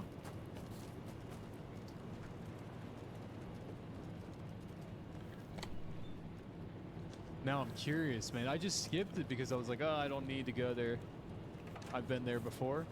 I want to see some new stuff, but if they changed it, now I want to go back.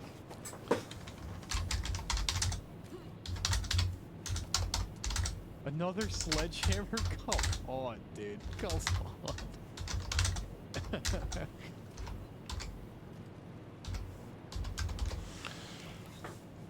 We're just getting so unlucky.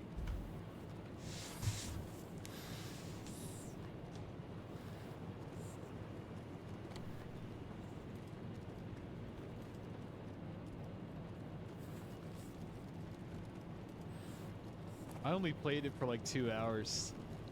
But I will be back. I will be back.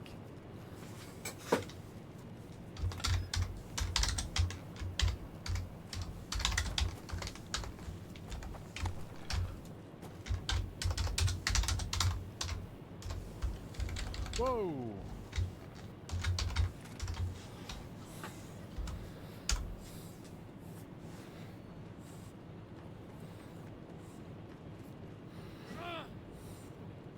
Hey there.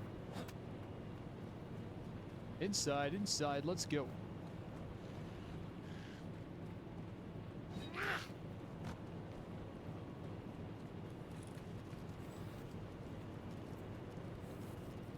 Oh, it's the wire shed right here. Damn it. Am I looking in the wrong place? Like, it's common knowledge that wire spawns in sheds, right? But am I doing something wrong, dude?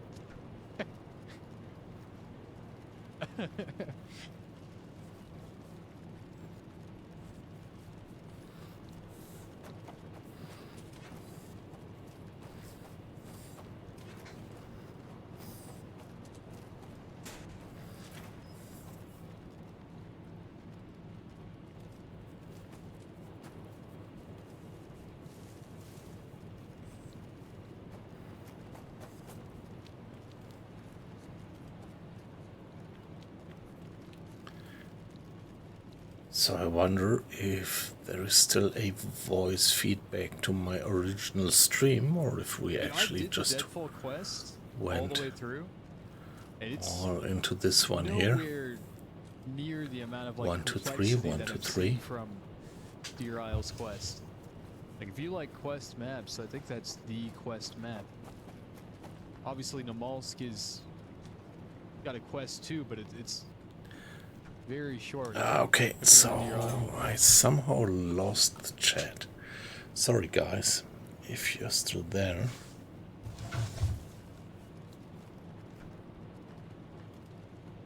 Is it a vanilla gate building, or do you need the wire for a flagpole? It's just for. It's not vanilla, but it's like it's pretty simple. It's just swinging door, singular. I'm trying to get a swinging door that's about this wide, and then there's like door barricades that I'm gonna do too. But the wire's the last piece. I've got the sledgehammer now, so the flagpole should be good. I don't have a flag. I didn't think about that. That shouldn't be hard to find. Oh! Yes! We got it! We finally got it, man. We got the wire. Get the fuck back here. Come on. Oh, that's so hype. Cut her down. Cut her down. Where'd my pliers go? Thought I had 2 pliers. Maybe I left one behind. Now someone's gonna shoot you. Don't say that, dude. Don't say that, man.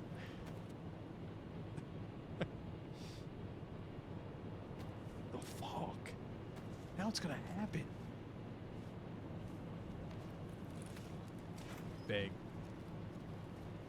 I swear if I get shot with this wire on within the next minute, it is Dawn's fault and I'm banning him permanently.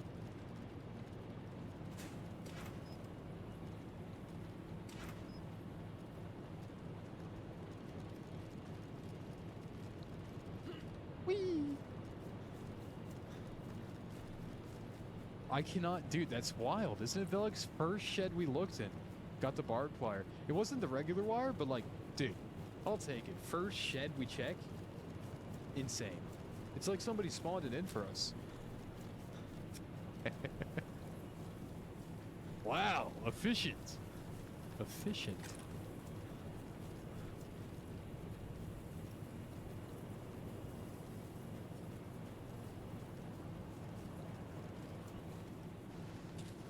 I think I'm blind. I swear I had 2 pairs of pliers, but they're gone now.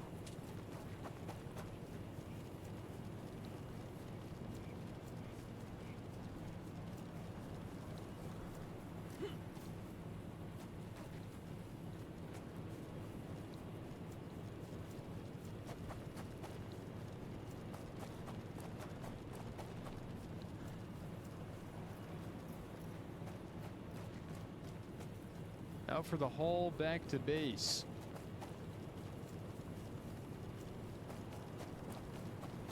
As we get close, I gotta look for a rock that we can use to get our stones from.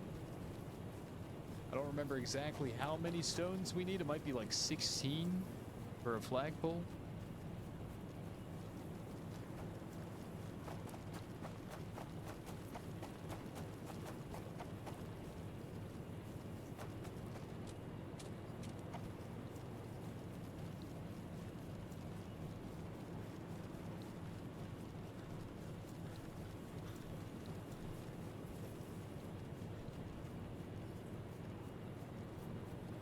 There's a wolf. Way in the distance this way. Somebody's up at Devil's Castle, perhaps?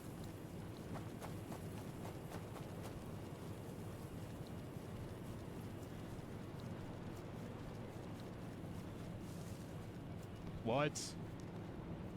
Dude, are you being straight up? I'm gonna need more than one sledge? What the hell, dude? What the fuck? So I'm gonna have to run all the way back to this town and grab the sledge that I left behind. Holy shit. Let's hope not. Let's hope not.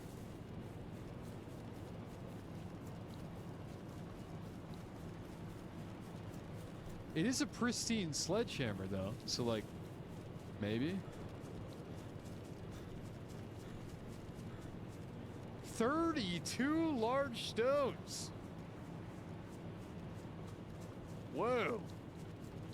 Whoa.